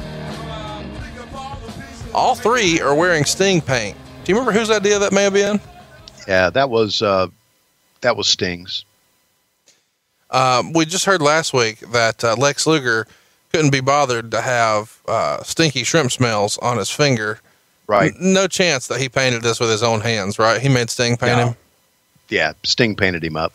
Next up, we've got DDP wrestling Jim Duggan in a tape fist match to retain the Lord of the Ring in 5 minutes and 39 seconds. In the match here, Page would tape together Duggan's boots, and that would trap him around the post. And then he pulls out scissors, so that's 2 matches in a row with scissors tape, and he cuts the tape off of Duggan's fists. And here, Page basically does the Terry Funk routine, bouncing up and down on the ropes and looking better than usual in doing so, according to the Wrestling Observer. Duggan is, according to Dave Meltzer, just about the worst wrestler in the business, and Page is overrated in some circles and underrated in others. This match in the ring was much better than it would have been, imagined, due to Page, who won with a diamond cutter. After the match, Duggan taped his fist and KO'd Page, star in 3/4. Lots of gimmicks so far in this show. What do you think of this match and Duggan and DDP's performance here? It wasn't good, and it was one of those confusing matches with confusing rules because, and I even mentioned as the guys were walking out, and I remember thinking this, if this is a tape fist match, don't we have tape fist rules? But we were told, no, you don't have tape fist rules. So it was kind of a clusterfuck from the beginning. I have a question about all of this. These circles that Meltzer is talking about, or the Observer is talking about, What circles is he talking about? Is he talking about circles in wrestling or circles that he hangs out in? I love those obscure comments. In some circles, he's overrated. In some circles, he's underrated. I think Tell me what those fucking circles are. No one can, because it's a bullshit line. But the match wasn't that good. There was another fun line in here where Heenan said if Duggan wins, he'll have 2 rings. That ring and the other is the ring around his bathtub. So there's some fun one-liners in here. Typical Bobby Heenan good stuff. After the match, we go backstage for Gene. This time he's got the Giant, Kevin Sullivan, and Jimmy Hart. Some fun little deadpan stuff here with Gene. He asked Jimmy to do him a favor and brush his teeth. Tremendous. Pretty good stuff. They go back to the arena where Lee Marshall is interviewing Arn Anderson and Chris Benoit. Arn talks about the Outsiders and then their match later. And he talks about their tag match that they've got coming up against the Sullivan and Giant. And Benoit says he's going to leave Sullivan for dead. At this point, had all of their stuff started to happen to the best of your recollection? Yes, it had. And again, I'm going to take you back to this. When that stuff started to happen, I didn't believe it. I thought it was a work. Right. And I was told differently. Some people had seen some things occur backstage. And again, even when people told me, well, I saw this backstage, I'm thinking, yeah, they're working the boys again. But apparently that obviously was not the case. It's really tough to comment on this. No, it is. We'll move along. It really is. And it is. In a double dog collar match, the Nasty Boys beat Public Enemy in 11.5 minutes. Lots of foreign objects used, lots of stiff shots. Almost no selling here. Kind of an ECW style match. The finish comes when they're trying to get after garbage cans and lids and chair shots and surfboards and jumping off lifeguard stands and being dragged down by the chain kind of legitimately. They go for a table shot and the table just will not break. They tried a couple of times and it just is not happening. And eventually Rocco is clotheslined with a chain and Sags pins him. Public Enemy then beats up the Nasty Boys after the match. It gets 1.25 stars. When the pinfall was made, you said on air, that was a mess. It certainly was, as far as everything that they're doing here.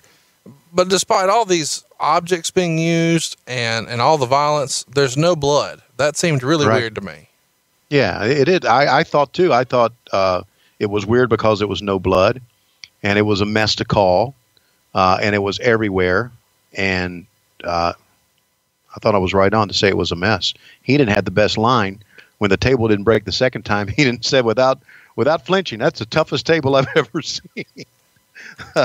And he had some great comments as well when they were up on the lifeguard stand and everything. It was just all over the place. 4 guys going at it, and just a mess. And it wouldn't be the last mess we would call, but it was a mess. It's not knocking on any of the guys. It's just they did exactly what they do, right? But when there's 2 fights going on separately, and you've got to go, you can't show either. You've got to show both. Right. It is a little confusing as a broadcaster, I'm sure, to say, okay, I'm talking about the screen on the left now. Right. That's a lot to follow. It was a match not made for TV. Yeah. But the crowd, it should have been a house show. Doesn't seem like the crowd was that into this one either. I mean, I didn't feel like there was a lot of fanfare for this. No, there wasn't. What did you think of Public Enemy's run in WCW? They had a run with the tag team titles. Unfortunately, neither man is with us anymore.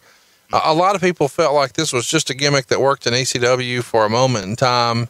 And they really didn't belong in WCW in this incarnation. That's not to say that these guys couldn't have pulled off a different gimmick, but maybe there was a miss in the execution. What say you? Yeah, I agree with that. It was an ECW thing that didn't work for WCW. To the point to where, again, it's not knocking on anything using tables or using gimmicks or using trash cans, but when you use enough of that stuff, fans become immune to it because it doesn't mean anything. I became immune to it. And I even was not in this match, but down the road, I said, because the guys would start using trash can lids, if you'll recall, and banging each other on the head with it. And I said during one match, I said, as you can tell, that trash can lid makes a lot of noise, but is really not having much effect. And I remember Meltzer saying in his, somebody told me, may have been Scott Hudson that told me, I'm not so sure, because Scott would tell me all this stuff. Meltzer said, that why would Schiavone ever say anything like that? Because they weren't selling it. Right. And if they're not selling it as performers, getting hit in a trash can lid, then how should I sell it as an announcer? Right. Because if you get it in real life, if you get beaten over the head with a trash can lid a couple of times, you're not going to pop back up, I don't think. It sounded loud. It looked good. But to me, it exposed the violence of it. It was just high spot. But anyway, going back to it, yeah, I don't think the ECW stuff played too well in WCW. After the match, we go backstage. We see Gene standing in front of the Outsiders dressing room, and there's 4 cops standing in front of it. And here, after this, we are treated to Dean Malenko and Disco Inferno. They go about 12 minutes. Dean gets the win with a Texas Cloverleaf to keep the WCW Cruiserweight title. This is probably the second best match on the show. And I thought both guys did really good here. I've always felt like Malenko never got his due. A lot of people would say it's because of his personality or his promo, or that he was too serious as a wrestler. But either way, I thought this was a good match and really showed what these guys were capable of. The pin comes when Malenko used the Tiger Driver and then the Cloverleaf. Meltzer would give it 3 1/4 stars and says, quote, "This was a good Japanese style match." What'd you think of it? It was a good match. And it was a pretty good story that I think we told as announcers, and Glenn, the Disco Inferno, did a good job of really portraying in the ring, in that he had a chance maybe to win, but he was too much into his disco, into his look and everything to even make the covers in time. I thought that was a pretty good story within the match itself. So I agree, it was a great match. I love Dean Malenko, and I think the comment that he was too serious of a guy is not accurate at all. Dean Malenko was really backstage pretty funny guy. Yeah, I think he just means in terms of, as a wrestler, he didn't have much character, so to speak. Well, right. But it was different, right? Yeah. Not everything can be the same. So I thought that Malenko being serious, and the fact that we put it over, and the fact that he could really wrestle, made it a pretty good gimmick for him. And again, backstage, Dean Malenko was a pretty funny guy. So I always enjoyed his matches. I always, to me, Dean Malenko was a lot like Eddie Guerrero, in that you were really disappointed any time they came to the ring. If maybe they didn't have the best opponent, and this was a good opponent for Dean, if they didn't have the best opponent, you still saw something good out of the match. Absolutely. They could get a good match out of anybody. Yeah. And that's no knock to Disco Inferno. How do you think Disco's career may have been different if he didn't have this gimmick? Obviously, the gimmick is something that people remember, and it gets people talking, and it's interesting and unique. But if he had been given a different, more serious gimmick that was less, pigeonholed into a character like this, I think he was a good enough wrestler to move up the card. What do you say? Yeah. So you're saying the gimmick drug him down? I think so. I think the gimmick may have got him on TV, but I don't know that it really allowed him to reach his full potential. I think it was both a gift and a curse. Yeah. That's very accurate. Glenn Gilberti loves the wrestling business, as we know, loved it, was a student of it, studied it, and was a good performer and looked good. Maybe the disco gimmick was a little silly, but I kind of like the disco gimmick. Maybe it should have been given to somebody else who wasn't as good a worker. But then the question is, if he didn't have the disco gimmick, what gimmick do you give him? Yeah. Do you give him a gimmick? Do you just let him wrestle as himself, like Dean Malenko wrestled as Dean Malenko? That may have worked too. Well, what was Joe Gomez's gimmick? He's wrestling in the next match against Steve McMichael. They go 6 minutes and 44 seconds. I was watching this with a friend of the show, Mr. Matt Coon, and Matt has the firm opinion that Steve McMichael is the worst wrestler in the history of WCW. And I don't agree with that. I took issue and said I disagree. And then through the course of this match, I wondered if I could name a match that was worse. It actually gets a negative half a star. Meltzer would write, McMichael has the attitude and his wife has the look, but it was painful putting two guys on who were so green on a pay-per-view and then having them go this long and then exposed him big time. Just terrible. What'd you think of the match? And if he's not the worst wrestler in WCW history, who is? Well, that's a good question, who the worst wrestler in WCW history is. Van Hammer, certainly to me, gets a little bit of nod on that, being the worst wrestler. Todd Champion, one of the worst wrestlers in WCW history. Joe Gomez was brutal, and it was not a good pairing for Steve McMichael, because a lot of times when you get a guy who doesn't have the experience of a Steve McMichael, nor can he work like some of the other guys, you should probably try to pair him with somebody that can work to help him along. And Joe Gomez wasn't the guy. Joe was a freaking meathead, and good guy, kind of, but still a meathead. And it was just wrong. It was a terrible match, and it exposed everything.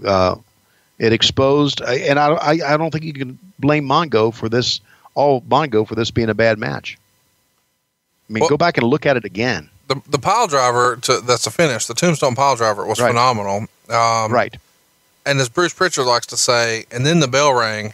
This was a brutal match. Was Mongo a better announcer, wrestler, or neither?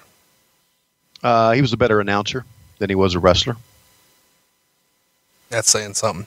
Ric Flair would pin 15 minutes and 39 seconds. Meltzer would write, it was a basic Flair match with all the regular spots. At one point, Conan came off the apron with a body block on Flair and nearly wiped out Liz in the process. When Conan was on the top rope, Woman shook the rope and he crotched himself. That was low blow number 171 on the pay-per-view. Woman later gave Conan a tremendous low blow, which was so good it should have been the finish. Instead, Conan recovered from that and they traded figure four balls. Finally, Liz distracted the ref and Woman gave Conan a horrible looking shot with a high heel shoe, and Conan sold it as if he were shot, and Flair pinned him with his feet on the ropes. The match was good until the finish, which looked really bad. Considering the style clash, they both did well, which probably isn't surprising because Flair has carried a whole lot worse in his career. For the record, this was Flair's sixth reign as U.S. champion, the last time being when he lost the title on January 27th, 1981 to Roddy Piper, 2.5 stars. Wow. What did you think of the match and their individual performances? I really appreciate, first of all, I appreciate Dave Meltzer being our statistician on that and being accurate. Because, really, in the grand scheme of things, no one gives a fuck when he last won the title. That's number one. Match was okay. To me, I thought this, I remember thinking this when the match went on, I thought Woman screaming the way she was screaming kind of took away from the match. She was good, man. She was a tough girl, but she screamed a lot during that match to the point to where it kind of took away from the match, I thought. And I agree with Dave. It wasn't a great finish at all. How awful is it to think about when they were doing the promo before this with Ric Flair, Woman, Elizabeth, and Mean Gene. When you look at that and you see those four figures on TV, that the women don't live longer than the men. Isn't that something? I mean, they're so much younger. Yeah. It's just, you would never in a million years imagine that these two women would have the untimely demises that they did. Yeah. Yeah. It's both are tragic stories, and both are tragic stories about wrestling. Unfortunately, I agree. Going back, I thought the antics between Woman and Gene Okerlund during that interview was priceless. What was the line that closed it? Do you remember? What's that? Do you remember the line at the end? Nobody in my house caught it when we watched it again. But when Gene is throwing it back, he says, Tony, back to you. We're going to do some pole vaulting or something like that. And I'm like, right. 3 people got that, but I happen to be one of them. And that was awesome. That was Gene Okerlund at his best, man. Gene Okerlund could make it sound serious. Was the greatest straight man ever with the mic, with the stick, as they say, but also was the most entertaining one as a stick as well. He's just tremendous. And she said, are we going to have a party? And he went, party. Oh, God. I think I've said this before. JR is the greatest play-by-play man ever, but the greatest announcer ever in the business, Gene Okerlund. is Gene Okerlund. Hands down. It feels like we've seen this finish a lot in wrestling, but this one seems like a really poor execution. Liz has the ref distracted for about 3 days while Woman is standing on the apron for a long weekend before they ever find their way back over there. Was this a Styles clash, or did somebody fuck up their spot? Yeah, well, that was somebody fucked up their spot. Flair was always really good on timing.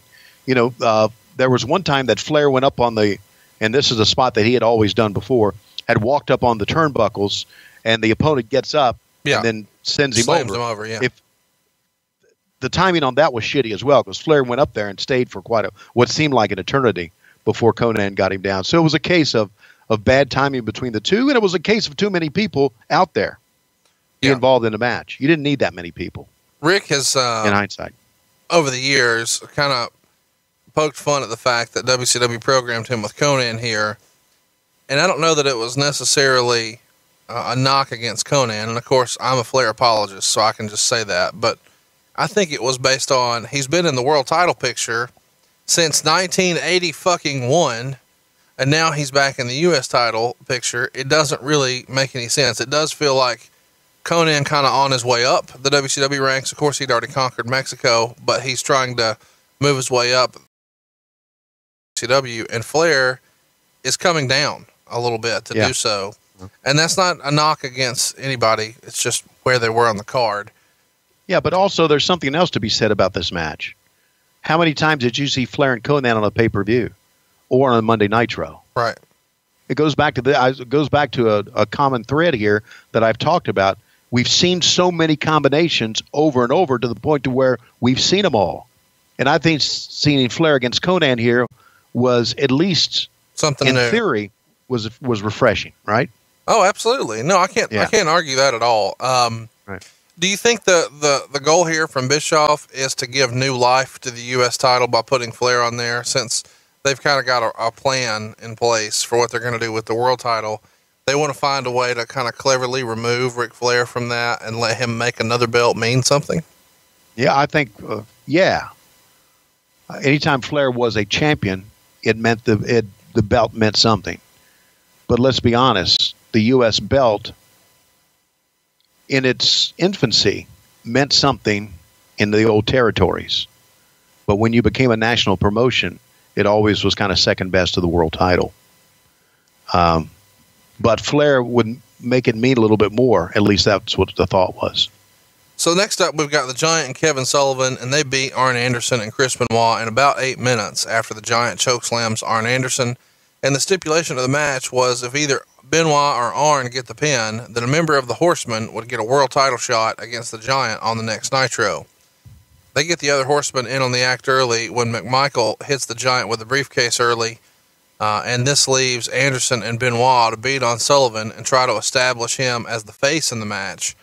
Sullivan, even though he's being double teamed, isn't necessarily selling a lot. This is all from the Observer. His comeback came when he gave Anderson the sloppiest monkey flip in the history of pay-per-view onto Benoit. Giant made the tag, Benoit and Sullivan brawled to the back, and the Giant immediately chokeslammed Anderson for the pin. After the match, Benoit used a crossbody off the television platform onto Sullivan, and both landed in the beach area.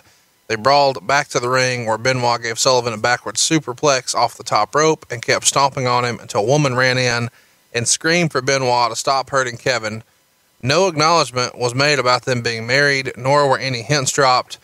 The Giant carried Sullivan out on his shoulders. So they're really starting to blur the line here. They do have the backdrop of the match, but really they're telling a story to build up the kind of worked shoot with Benoit and Sullivan.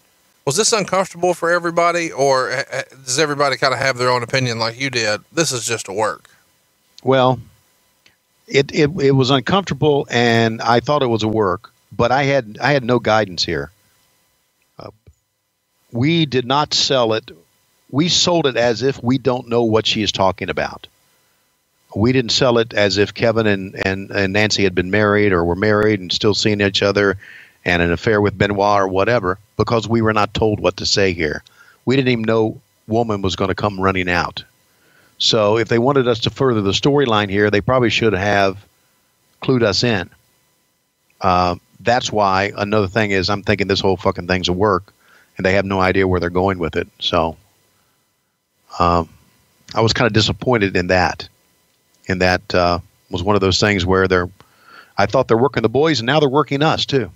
So, well, here comes Nancy. She's coming out on her own because it's a shoot, and we're not going to tell the announcers because we didn't tell her to come out. If we'd have told her to come out, it'd have been a work. So that's one of those things. I can tell you this, and the old question is, and I guess we're going to get into it a little bit later. Let's get into it a little bit later. Let's talk about the four guys in this match before we move on to what everybody's here for. The Big Show, of course, debuts at Halloween Havoc 95. That's when he has his first match. Becomes world champion. 9 months later here, he's world champion again. So he's kind of on his way up, and he's going to main event the next month against Hulk Hogan in a pay-per-view for the world title, the pinnacle of any wrestler's career, to have a title match against Hogan in the main event. Arn Anderson's in-ring career is ending just a few months after this match. Kevin Sullivan also wrapping up his in-ring career. Of course, he was a big part of creative, so he's not going anywhere. Just the in-ring stuff is going to start to wind down, and Benoit is on the uptick. Is there ever been a bigger mixed bag of guys where they are in their career than this one? When you look at this, it feels like they're all on the precipice of something really big. Yeah. You're right. Benoit was one of the most spectacular workers. The Giant was incredible. The look and the way he could work. I didn't necessarily always like Paul's interviews. That wasn't his fault. I don't think anybody really worked with him on his interviews like they should. I don't think he had to make that husky voice in the scream, because in reality, Paul was a very engaging, funny guy who could talk. He didn't need to do the Giant scream. And if you go back and look at the match, I thought he did a good job of protecting Arn's neck when he gave him the choke slam. Oh, for sure. He took care of him. Arn hit on his back that time instead of hitting on the back of his neck or anything like that. So, I agree. It was a mixed bag. Kevin Sullivan was always a guy in the backstage area who had a very creative mind and was just one of the guys who you just love working with because he loved the business and he was friendly and he liked new ideas. Sometimes maybe not the greatest communicator of those ideas, but that wasn't always his fault. That sometimes was the fault of some of the slapdicks that were working with him. And then Arn Anderson, to me, let's go back and take a look at that entire show. Who gave the best interview? Arn Anderson did. Sure. When Lee Marshall held the mic for Arn Anderson, he said that he wasn't, he didn't like the outsiders, and he talked about that. He just tied everything together. The best ever. So let's talk about the main event here. In the July 1st edition of The Observer, Dave would write, as for the identity of the third party in the July 7th main event, it's really a secret. Lex Luger was the original plan. I can't see that happening because it would almost be an exact duplicate of the Steve McMichael angle, and it's too soon to do it again. It could still happen, but I don't think it will. Bischoff, Hall, and Nash were discussing names this past week, with Mabel being the top candidate, Crush being considered for a brief period and then dismissed. All agreed Bret Hart would be the best candidate, and WCW even floated the idea that it would be Hart on its hotline over the weekend, but Hart has turned down every offer thrown his way. Supposedly, Bischoff has in the past few days told Hall and Nash to trust him on this one, but admitted that if they bring someone in other than Hart, it isn't going to be Hart, that it will come across as a letdown. It could also be another WCW wrestler turning on the company. So there's lots of rumor and innuendo in the business here as to who or what this will be. Of course, at the time, Bret's contract was expiring. He wouldn't officially re-sign with the WWF until that fall. I believe it was October. So since people know he's been off TV since WrestleMania, his contract expired over the summer. Lots of people believe this will be Bret Hart. Others believe it's going to be Kurt Angle. And Eric Bischoff himself has said that the backup plan, or one of the plans that was just in case, was that it would be Sting, and that this would be the first time we would see a heel Sting, and that Sting had been prepped for it and was game for it and was ready to do it if he couldn't pull off what he was working on here. Supposedly, he's shooting a movie, he being Hulk Hogan, when Roddy Piper comes to visit him on set. And he tells Piper that he's turning heel. That starts to be floated out there, but people kind of dismiss that because, well, it's Hulk Hogan. He's not turning heel. Do you have any other memories of folks who were discussed to be the third man? Another popular theory was the British Bulldog, because the Bulldog had put in his notice on the other side based on his family being unhappy with the way his wife was presented in a storyline with Shawn Michaels. And since this is kind of all worked shoot anyway, people start to really wonder, hey, is the third man Bulldog? Did you ever hear any of these rumors about Bulldog or Mabel or Bret Hart or Crush or any of those guys? Bret Hart was the rumor that we heard most about. So I thought that Bret Hart would have a chance. The storyline with Hogan was also a chance too. I knew that. We all knew that. I thought, now we're doing this match, we're doing this night, and as an announced team, we still don't know. And they were kayfabing everybody, working the boys, right? And this is what I wanted to say earlier, when Mongo hits the Giant on the back, and the Giant runs after him in the backstage area, remember that? Yeah. I thought it was going to be the Giant then, right, because I didn't think the Giant would reappear. I thought that was a way to get him out of the match, and then he would reappear for the 6-man tag. So I thought it was going to be the Giant. I also, and I thought this was kind of interesting as we went along that night, was trying to read what was going on in the back, talking to Gene and read what was going on in the back. And I thought about this that night, and then when I watched it a couple days ago, this reinforced it in my mind. When I'm watching the Macho Man and Sting and Lex Luger do the interviews, Sting was kind of in the back by himself. Macho Man and Luger were out front, and he was kind of standing in the back and talked at the very end. So I thought he might be turning heel tonight because he's just kind of standing in the back listening to Macho Man and Luger talk. So I had no idea, but the strong rumors were it was going to be Bret Hart, which to me, unless it was going to be somebody, a big star from the WWE or a big star that we had already, it was going to be a popcorn fart. And as it turned out, it wasn't. So you did not know until it happened? No, I did not know. We knew the possibilities. Now, isn't it true that they had to talk Hulk Hogan into this even that day? Yeah, we'll get there in just a minute. I do want to address that. We asked some people to ask questions, or we asked Twitter to give us some questions, and right, we're going to get to those in just a minute. Sting and Randy Savage and Lex Luger went to a no decision against Hall and Nash.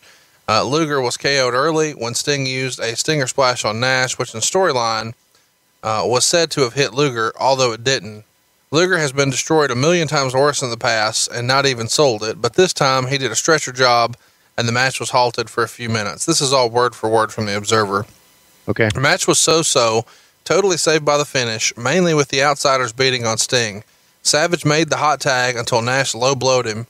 Hogan came out, and the rest was history. During the post-match, a fat fan hit the ring, definitely not a plant, and Nash knocked him down with one punch, and he and Hall really put the boots to him right on live television before security hauled him out. 3 stars. So that's your recap for the match for one of the biggest pay-per-views of all time. Let's talk about the breakdown, though, because we've got a 15-year run babyface here in Hulk Hogan, and now he's turned heel, which is obviously one of the most memorable moments ever in wrestling then and now and probably forever. And he does so when he comes out to a babyface pop. So the story here, of course, is that, they've evened the odds. It's 2-on-2, and the heels are laying waste to the baby faces. A prone Macho Man is laying in the center of the ring. Sting's been thrown out of the ring. Luger's been stretchered to the back. So here comes Hulk Hogan. He does come out to a pop, And the rumor and innuendo was that Hogan's reactions had really waned, and that's the reason this turn made sense. But here he comes out to a pop, and this comes right after Nash has delivered a low blow to Savage. So Hogan, of course, comes out and teases going after Hall and Nash, but they bail out of the ring, and he leg drops Savage twice while people in the crowd are trying to figure out what the hell is going on. And the heat comes in, literally a flood of trash into the ring. And it's probably one of the more intense scenes we've ever seen, because people were really mad and throwing trash like we've never really seen here. I know this has happened in other territories before, but it's probably the first time it's happened in a major show like this for WCW. And he gives one of the best interviews in years, talking about building a giant organization up north and making a lot of money for those people. And now he's down here and he's here to take over. And he is saying that he was bigger than wrestling and that he made wrestling, and these guys wouldn't even be here if it wasn't for him. And is saying that the garbage in the ring represents the fans, and tell them to stick it because of the way they had handled him after he's done all this charity. So it's kind of a half work, half shoot interview. And it's enough to get people pretty fired up. Of course, there's a lot of people, including one guy in the front row wearing an ECW shirt, who's losing his mind and absolutely loves that Hogan is now a heel. What'd you think of the execution here? What'd you think of the promo and the way the match was laid out, Tony? The way the match was laid out was okay. Again, the storyline of who would be the third person and what's going to happen overshadowed the match itself. So I'm not so sure the match even really mattered in the context. The promo to me was spot on because it shows me, say what you want about Hulk Hogan as a performer in the ring, but man, he could, when he had great promos, he had great promos. And this was one of his great promos. He nailed it. He really did. He brought it all together. The trash in the ring, that was obviously was not planned. I know there are some people who says, well, WCW wanted that trash in the ring. It was planned. It was not planned, but as fans will do once one starts, everybody does. You know, the rest are going to throw it in. Hogan did a great ad-lib talking about the trash in the ring represents the fans. It was a great scene. And to me, it was just a spectacular finish. I thought it was handled so well by Hulk Hogan. And Okerlund coming in the ring, you know, being Okerlund and you know, Okerlund's ties to Hulk Hogan, just all tied it together. To me, it was a perfect moment. It was a perfect moment. If we were going to turn Hulk Hogan heel, Hulk could not have done a better job at turning heel than he did that night. Could not have. Meltzer wrote, in between the pay-per-view opener and the angle, it was basically an average pay-per-view show, highlighted more by the strongest performance in the career of Tony Schiavone. Tony Schiavone focused the entire show on the main angle and the identity of the third man, to the point that the show was largely well received despite the mediocre nature of much of the show, because the key angle paid off in a big way. So, would you like to apologize to Dave Meltzer? Yeah, Dave, I'm sorry. You've said some bad things about me, and I've reacted wrongly to them. I've called you bad things on this program, and to be honest with you, Dave, as we go move forward here, I'm going to call you bad things again. But you have said good things about me in the past, and I appreciate that. You never did like my work, but this comment, Conrad, shocks the shit out of me. He wrote, Schiavone ended the pay-per-view show with the line, Hulk Hogan, you can go to hell. Probably one of your more famous lines, wouldn't you agree? I mean, I can only think of one that's more maybe two. Yeah. That are more famous. Hulk Hogan, you can go to hell. You didn't know it was Hulk Hogan, so that was just off the cuff, right? Right. That's right. And I watched it again, and I'm thinking, I'm trying to remember when I developed in my mind, Hulk Hogan, you can go to hell. It was right there at the end as we are wrapping it up. And I'm saying for Bobby Heenan, and I'm saying for Dusty Rhodes, and I'm trying to think what I can say to impact this without trying to overshadow it. You know, we got to go, screaming bullshit that I do. And so I just came out with that. I go in the backstage area, and Brian Knobbs immediately comes to me and says, that, my friend, was a hell of a line. And it didn't hit me that line had such an impact until Knobs said something to me in the back out of that. As we went along, and the years that follow, I've heard people say that was one of the greatest lines ever in a wrestling event. I'm honored, and I can tell you it was completely off the cuff because I didn't know that this was going to be Hogan. Something I want to touch on too is Bobby Heenan's comment when Hogan walked in the ring. That's what we wanted to get to. Everybody's put heat on him for years and years when you guys are putting over the moon. Oh, it's Hulk Hogan. He's here to save the day. And Bobby Heenan says, whose side is he on? Right. What do you think? When that happened, I'm thinking, well, shit, Heenan knows something that I don't know. And I let it pass. And then going back and looking at it, it works within the context of Bobby Heenan and his problems with Hulk Hogan. Heenan never trusted Hogan. Heenan always hated Hogan. Heenan never wanted to paint Hogan in a good light. So for Heenan to say that line worked. Anybody else would have said it, it would have been worse. Oh, for sure. It could have been misconstrued that Heenan was giving away the finish. But he said, but whose side's he on? He said it again as he rolls in the ring. So I thought for Heenan to say it was fine. I think we read too much into that. Meltzer wrote that Hogan agreed to do this about 11 days prior to the show, largely because, quote, there was no place left in WCW for him had he not chosen to do so. He had 2 pay-per-views left on his contract. One, they had promised to Slim Jim a Savage Hogan main event at Halloween Havoc. And the month prior, of course, he was contracted to do Hog Wild, but then he was done. Right before they had to move the Nitro time slot for the NBA playoffs, Hogan went to go shoot a movie, and that killed the ratings. Then, when he came back and they expanded to 2 hours, the show started to increase to its highest ratings to date, and that actually hurt Hogan's leverage a little bit. So he sits down with Bischoff on June 26th, and they have a conversation about what this might look like. And the belief was that Hall and Nash were hot enough, and this angle was hot enough that Hogan would start to draw, because he had positioned himself because of his giant money deal that he was kind of expendable. He wasn't working house show dates. He's only working TVs and pay-per-views, and they needed to make some room or make a decision because his popularity had not been maybe what it had been in the past. They're cheering for their favorites by this point. Kind of the smart marks are cheering for Ric Flair more so than say your prayers, eat your vitamins, things like that.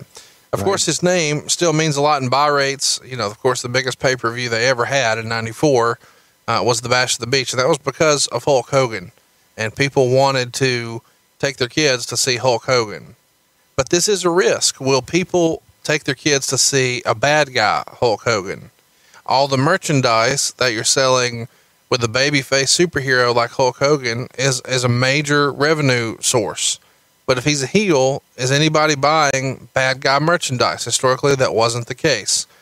So there was a little bit of a risk for Hogan to do this, because just because he's done here doesn't mean he can't go be a babyface back up north or somewhere else, Japan, whatever it may be.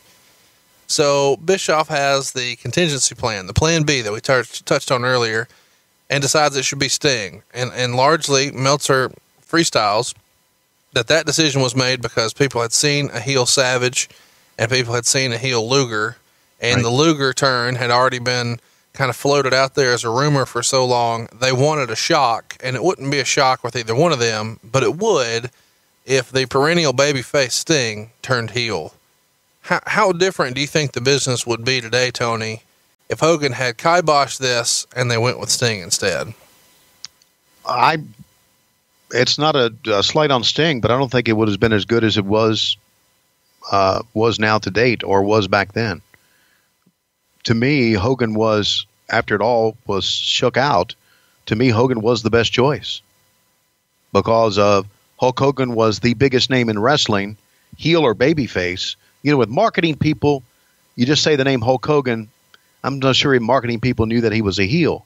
But now he was lying to himself. He talked about the New World Order. The New World Order began. The NWO got hot. The shirt sold. And I think Hogan deserves a lot of credit for that. I don't think it would have been as hot with Sting as it was with Hogan. Nash has said that he believes Hogan saw the money train and decided to jump on board. Do you think? No question. Yeah. I mean, I don't think anybody could argue that Hogan saw, hey, this is an opportunity, and he's kind of the master of picking his spots. He picked a good one here. Well, he always was in charge of his storyline. He was always in charge of his gimmick. That was a contract that Eric had with him. So he could have kiboshed it and they could have done nothing. But Hogan was, to me, smart enough to where he knew where the money was and where the money would be. And he was right. We all were right. I don't know. I'm not going to credit myself with developing this angle, but we as a company, we were right in doing that night. And Hogan pulled it off. Absolutely pulled it off. Bischoff didn't arrive at the building until moments before the start of the live main event because he was working out the final details with Hogan, and WCW created yet another last-minute angle claiming Bischoff wasn't even there and that he might have been kidnapped, an angle with no conclusion on the pay-per-view because it simply wasn't planned in advance. It was blown off the next day on television when Bischoff said he was simply at some high-level meetings at the last minute. So it's curious to think, what might the story have been? You know, because if Hogan says no and gets cold feet about it, does that kind of change the storyline of what the kidnapping with Bischoff could have been like in regards to Sting? Now, there's rumor and innuendo out there. Actually, it's not rumor and innuendo. Kevin Sullivan straight up says he didn't want Hogan at the building and left to his own devices that weekend and have other people getting in his ear because allegedly Hogan had a lot of hangers on. And we listening to this probably have an idea of who some of those people may be who would get in his ear and say this or that about this is a bad career move. Don't do it. You're going to kill it. You're going to kill us. You're not going to be the same. You're going to hurt yourself, whatever it may be. And so Kevin Sullivan says he had Hulk Hogan spend the night at his house the night before, and he wanted to insulate him from contact with other boys and the outside world a little bit and just continually program him to believe this was the right move. And clearly it was the right move. Did you hear that story about Sullivan trying to insulate Hogan from the boys? Did not hear that story. I heard it on Twitter. The story that I heard on Twitter was that Hogan was at Kevin Sullivan's house to be convinced that night to do it. But apparently he'd already been convinced. We're saying here that he was just trying to be insulated so he wouldn't change his mind, right? Correct. I believe that he had decided 11 days beforehand this is what they were going to do. Right. But I think everybody listening to this is familiar with the phrase, that doesn't work for me, brother, the day of the show. So if he gets there and decides he wants to, execute creative control, then he could go ahead and say, hey, I'm not going to do it. I'm going to have Sting go in and then I'll run in and, help Sting, whatever the case may be. So he could have very clearly changed it. He didn't. And the result was one of the biggest moments in wrestling history. No question. No question. Great move by Kevin Sullivan. Sullivan sometimes does not get enough credit for what he does backstage or what he did backstage. And that worked. That worked because he was absolutely right that night. Somebody could have got in Hogan's ear and changed the course of the NWO. Or who even knows? Without Hogan, would it have been called the NWO? Would it still been called the Outsiders? I don't know. It got to a point to where Sullivan even said the night before the pay-per-view, Hogan and his agent stayed at Sullivan's house, and Kevin made Hulk's agent sleep on the couch, and he put Hulk in another room. He was nervous that his agent or other hangers-on that he had in the locker room were going to get to him. Did you think if this didn't work that it would have hurt Hogan's drawing power anywhere else, or had it already happened and the new had kind of worn off? Well, the new had kind of worn off, but still, I thought there was still a lot that you could do with Hulk Hogan. Hulk Hogan, the Giant, Hulk Hogan and Flair had run its course. It's kind of all about creative. It wasn't the same Hulk Hogan that had come out in 1994 and won the title at Bash at the Beach. But it was still Hulk Hogan. I always thought you could do something with that. Because let's face it, he still, back then, was the biggest star in our business. He was. And not the greatest worker in our business as far as in-ring work, but one of the greatest promos ever and one of the biggest stars. Bruce Prichard will tell you he's the greatest worker in the business because Bruce Prichard will say, uses the term work to incorporate everything. Gimmick, talk, in-ring work. But Hogan was not the same Hulk Hogan that we had in 1994. It was the right move. And had it not worked, I don't know how much longer Hogan would have been with us. I'm sure we're going based on all those numbers. I'm sure we're going to talk about Hogan in this turn and the run of the NWO for years to come on this podcast. But before he ever left the WWF, Hogan would write in his book that he tried to talk to Vince McMahon about turning heel, and Vince said that Hulk could never be a bad guy. It just wouldn't work. And Hulk apparently had that thought in his head this entire time and was thinking, if Vince doesn't think it could work, I shouldn't do this. And he wrote, Didn't he start out as a heel though? No, for sure. But I mean, that was before Hulk Hogan was born. A heel. Yeah. So when WCW started floundering a little, I went to Eric Bischoff and I said, look, brother, if I looked at these kids and I said for years, I've been telling you to train, say your prayers, and take your vitamins, but guys, I did it for the money. That simple statement would shock the wrestling world. It would turn me into a heel. Eric liked the idea, so he ran it by Ted Turner. I don't know how the hell Eric got him to agree to it, but Ted Turner said, okay, give it a shot. Just leave yourself an out if it blows up in your face. So we did. It fit in with something else we were doing, which was bringing some new talent into the fold. First, Scott Hall, who'd been Razor Ramon, came to WCW and said, hey, I'm from New York, but I'm coming into this minor league promotion to take it over, and guess what? My buddy's coming with me. And people were wondering who's going to show up next. Then the next week, Kevin Nash appeared. Nash was the former heavyweight champion. Oh my God, the fans went crazy. Hall and Nash were branded stars straight from Madison Square Garden. They acted like they were pulling off a hostile takeover of the company. So, of course, in typical Hulk Hogan fashion, no one convinced me to do this. It was my idea, and I went against the good judgment of Vince McMahon, and no one had to sell me on the idea. And it just happened to be that these other two guys were there turning heel. Come down and have an opinion here, Tony. Who do you believe? Well, let me first of all talk about what Hogan just said. All right. I may be wrong, and I haven't read Eric's book either. I can't ever think that they would run anything by Ted Turner. No, of course not. No, that never happened. That absolutely never happened. I don't believe that at all. I believe Hulk thought in his mind he could be a heel and had an idea about being a heel, but I always thought he had cold feet about doing it. So I don't think it really, as it gets right down to it, it was his idea. Do you think this was the first time Hogan turning heel had been discussed in WCW, or had it been discussed before? To me, it's the first time it had been discussed. Hogan said on Jericho's podcast that right after he won the title from Flair at Bash at the Beach 94, he started hearing boos from the fans, and he said the signs in the crowd went from "We love Hulk Hogan" to "Have you taken your shots today?" Yeah. Do you feel like it was that sudden, 1994, some of the fans had already turned against him, or just the Southern fans never really claimed him as their own? No, wrestling fans were changing back then. Hulk Hogan and Hulkamania in the 1980s, society was changing, Conrad. It was now kind of hip to cheer the bad guys. It was now kind of hip to be a heel fan. And it wasn't because they were turning on Hulk Hogan. They were turning on baby faces. They were turning on the Rock and Roll Express. They loved Ric Flair for being the baddest player in the game, the dirtiest player in the game, and his interviews. They loved the heels. The Four Horsemen went from being, the heels that you hated to everybody showing the sign of the four. That was hip. That was cool. So society was changing. And it wasn't necessarily that Southern fans were shitting on Hogan or fans were shitting on Hogan. Wrestling fans were starting to shit on baby faces. I mean, you can go back and look at it. Hall and Nash, we tried to portray them, that entire pay-per-view, as heels, as bad guys.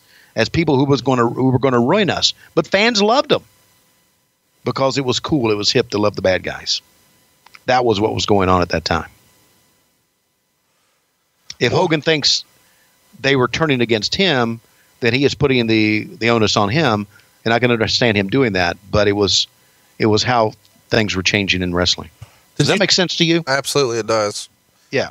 In the back, after this promo that closes the show at Bash at the Beach, did you have a conversation with Hulk? How did Hulk feel about the way this was pulled off?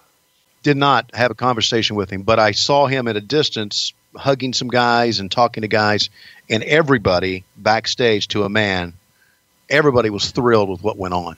You could see it in the reaction to it from everybody.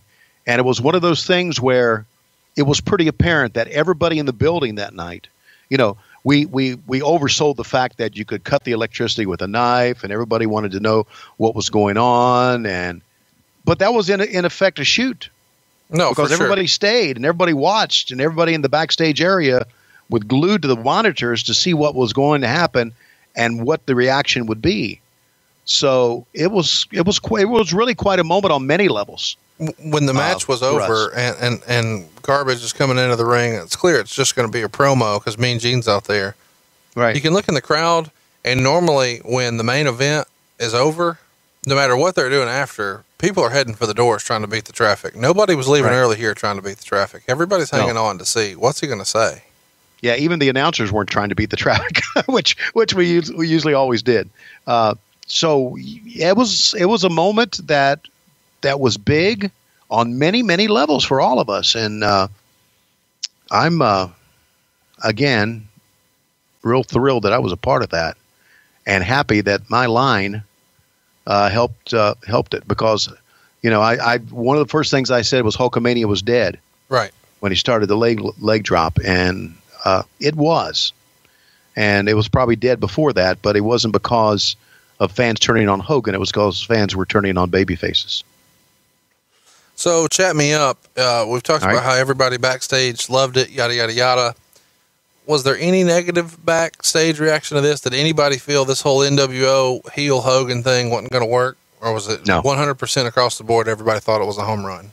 100% across the board. And I don't know if that was legit, or, I brought this up on past podcasts. We did a lot of ass kissing back then. Sure. And we will always go, yeah, great job. Good job.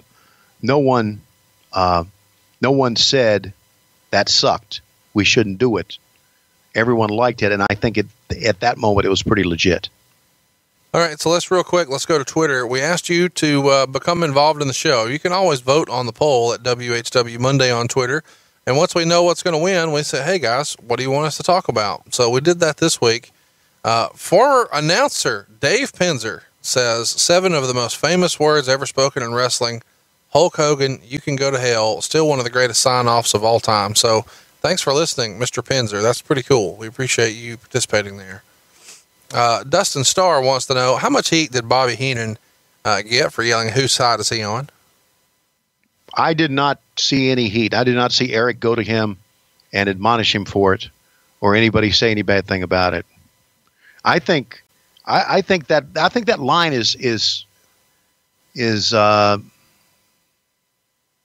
not that important. I think it's important to some of the fans because everybody tries to be a Monday morning quarterback, but I don't think in the context of the show that night, it really came off as anything that bad. So Heenan didn't get any heat that I saw. Do you think successful as Hogan in this role, or did it have to be Hogan for it to be as successful? Well, now I can say no. I don't think he would have been.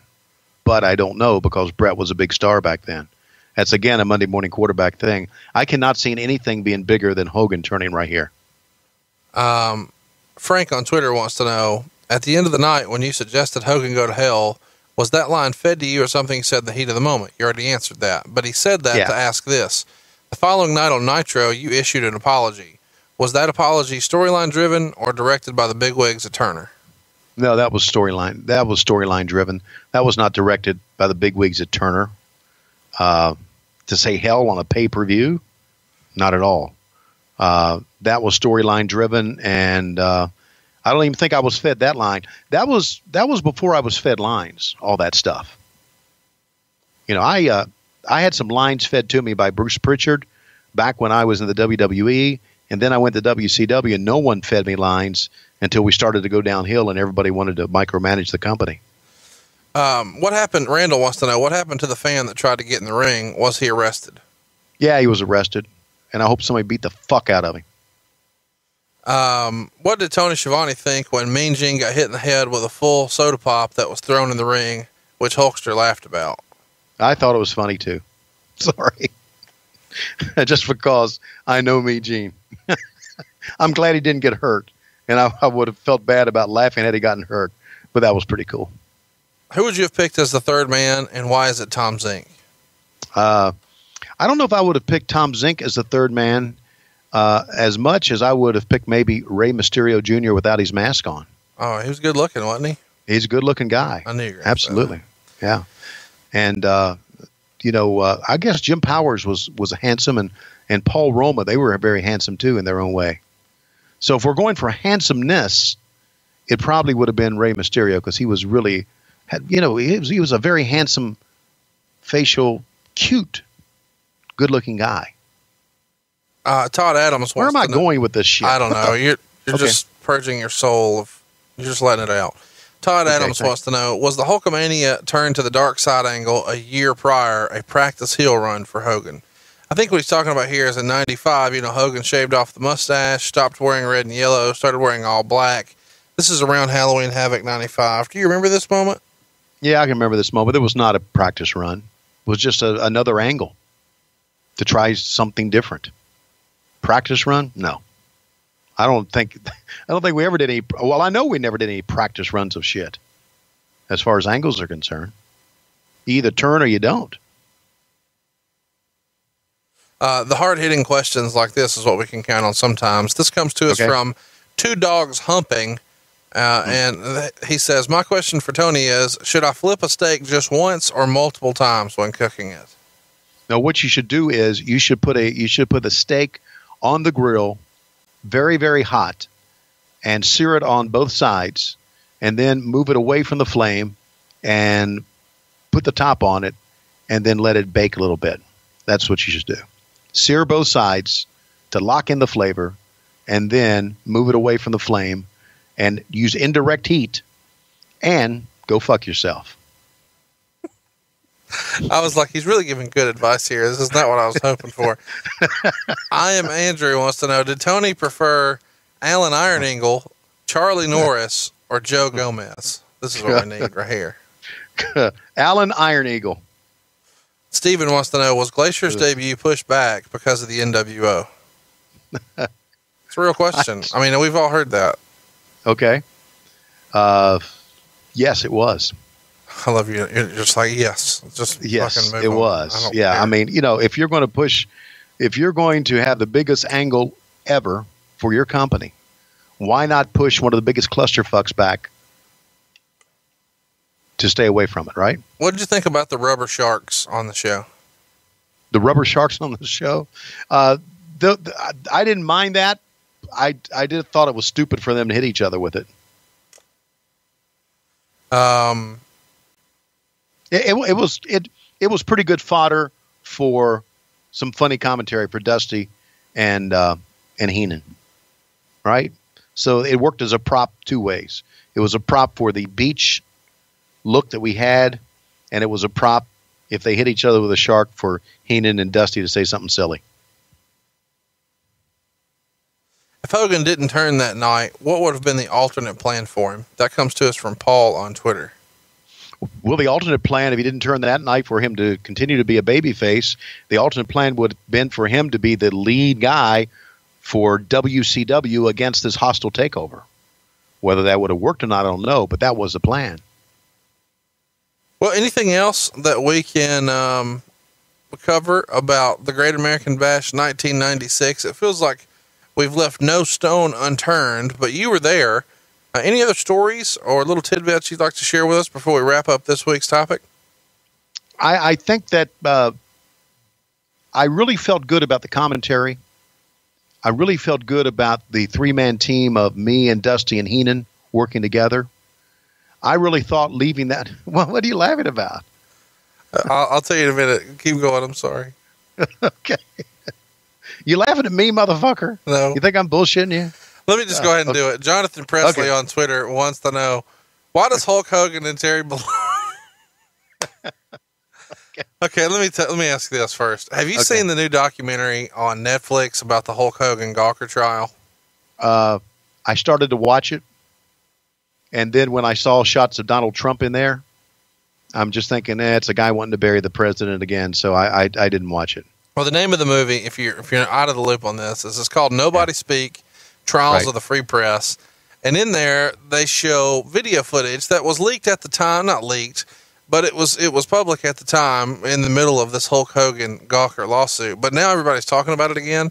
So I guess that's where this question comes to us from Jonathan Presley. He wants to know, why does Hulk Hogan and Terry Bollea have different size wieners? Well, one's a working dick and one's a shooting dick. Are you a working dick or a shooting dick? And which one am I? You're a shooting dick. I can tell you that right now. I try to work around it. Tom Zinks or who's? If I can find it. If I can find it. Do you remember when this was, once upon a time we tried to do a legitimate show here about Bill Goldberg, and it feels like every week since has gotten more and more off the rails. Well, it's got off the rails because that's how I am. And you set up all this shit, and then you step away like, oh, it's not me. It's you and your foul mouth doing all this bullshit. But you put the golf ball on the tee, and I just try to swing at it. So you got some of the shit on you too there, fella. You do understand that, don't you? Not Klondike Bill shit, I hope. Hey, so we want to see you this coming Sunday in Dallas, 3 Links. Come see us right before Great Balls of Fire. We want to see you. You can get there at WHWLive.com. Bruce Pritchard's going to join us. We're going to have lots of foul-mouthed fun together. We're going to make you laugh, and we want to fellowship with you. We're going to hang out with you, take your pictures, do your autographs, do some Q&As. And, man, just catch up with our wrestling friend family. And we're going to do that from 1 to 3. And then we're on stage 3 to 5. We're going to try to make you laugh. We hope you can join us. Come check us out. It's this Sunday, July the 9th in Dallas, right before Great Balls of Fire. That card is shaping up to be a tremendous pay-per-view. We hope you can check us out both. But if you can't, screw the WWE. Come see us. You're going to have a good time. WHWLive.com is where you pick up your tickets. And don't forget, as always, you can pick up a shirt from ProWrestlingTees.com/WHW. And if you order right now, it might be here in time for you to sport it on over at our show at 3 Links. We can't wait to see you there. Tony, is there anything else you want to mention before we wrap it up here? Thanks to everybody who's bought a T-shirt. We look forward to seeing everybody in Dallas. We have some great stories that I've never told before that we're going to tell in Dallas. And I can't wait to reconnect with Bruce because there are some things that he remembers that I remember much differently. So I'm right now calling him out as being a lying shithead about some of the stuff he said about me. I don't lie on this show. I don't remember everything, but I don't lie on this show. Well, we're not going to lie and I kind of think he does at times. I think he bullshits people. Of course he does. He's in the wrestling business. So let's go ahead and tell you how to participate in next week's show. If you cruise on over to our Twitter feed right now at WHWMonday.com, you'll see pinned to the top right there a question and answer section of the site, right pinned to the top. And we want you to go ahead and ask Tony anything, literally anything. And we will try to cover it next week here on What Happened When Monday with Tony Schiavone. We're doing a Q&A format this week simply because we're going to be in Dallas when we're normally taping this show. So because we're not in our normal setup and our normal rigs, we're just going to do a Q&A. That'll give us an opportunity to get together and tape another show before then without having the time for the research. So the poll will be back next week. In the meantime, though, any question, any topic, cruise on over and ask us now at WHW Monday on Twitter. Tony, I realize we've gone more than 2 hours now, so we're desperately out of time. And I think you should close this show kind of the way you did at the 1996 Bash at the Beach. Tony, hit it. Conrad, thank you very much. And we're wondering who the third man is going to be here for the Outsiders. Who could it be? Could it be Shitstorm Viola? I hope the hell not.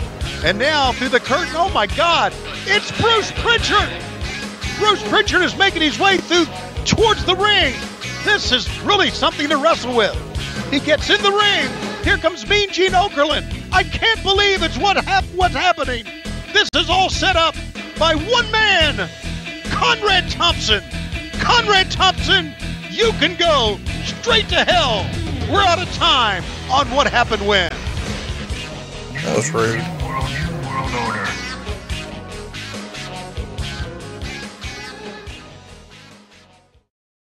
Today we're going to be talking about wrestling with debt. Well, when our listeners need to save some money, what do they need to do? Listen, stop asking them fool questions. He ain't got the answer today, baby.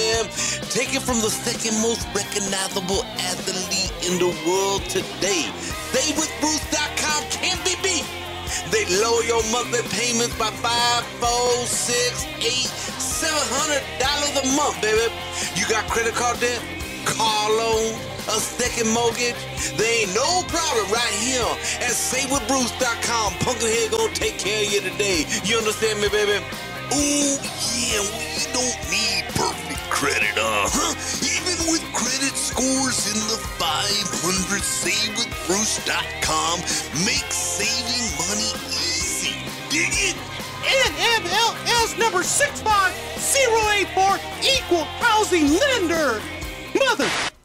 We interrupt your current program for a special announcement from What Happened When Mondays with Tony Schiavone. We are pleased to announce a very special exclusive opportunity for fans of What Happened When to enjoy the Tony Schiavone Experience the day before the podcast Super Show in Dallas, Texas on Saturday, July 8th from 7 p.m. to 10 p.m. at a secret location. To sign up and confirm your spot, or for more information, go to facebook.com/WHW Monday. The first 10 listeners to sign up and confirm payment for the Tony Schiavone Experience will enjoy dinner with Conrad and Tony and an exclusive VIP lanyard, a signed 8x10 of Tony, some What Happened When swag, a lifetime of memories, laughs, and good times. And there may be a surprise or two as well. We are limiting this experience to 10 listeners, so first come, first serve. We aren't buying you dinner, but you will get a once-in-a-lifetime chance to hear stories, ask questions, and have a fun, intimate evening with Conrad and Tony. This is our first one, so count on being blown away by the experience. Now, once again, this is the day before the Super Show in Dallas on Saturday, July 8th from 7 p.m. to 10 p.m. For more information or to sign up and confirm payment and your spot, go to facebook.com/WHW Monday. That's facebook.com/WHW Monday. Hope to see you there. We now return to your scheduled programming. The world of MLW radio never stops.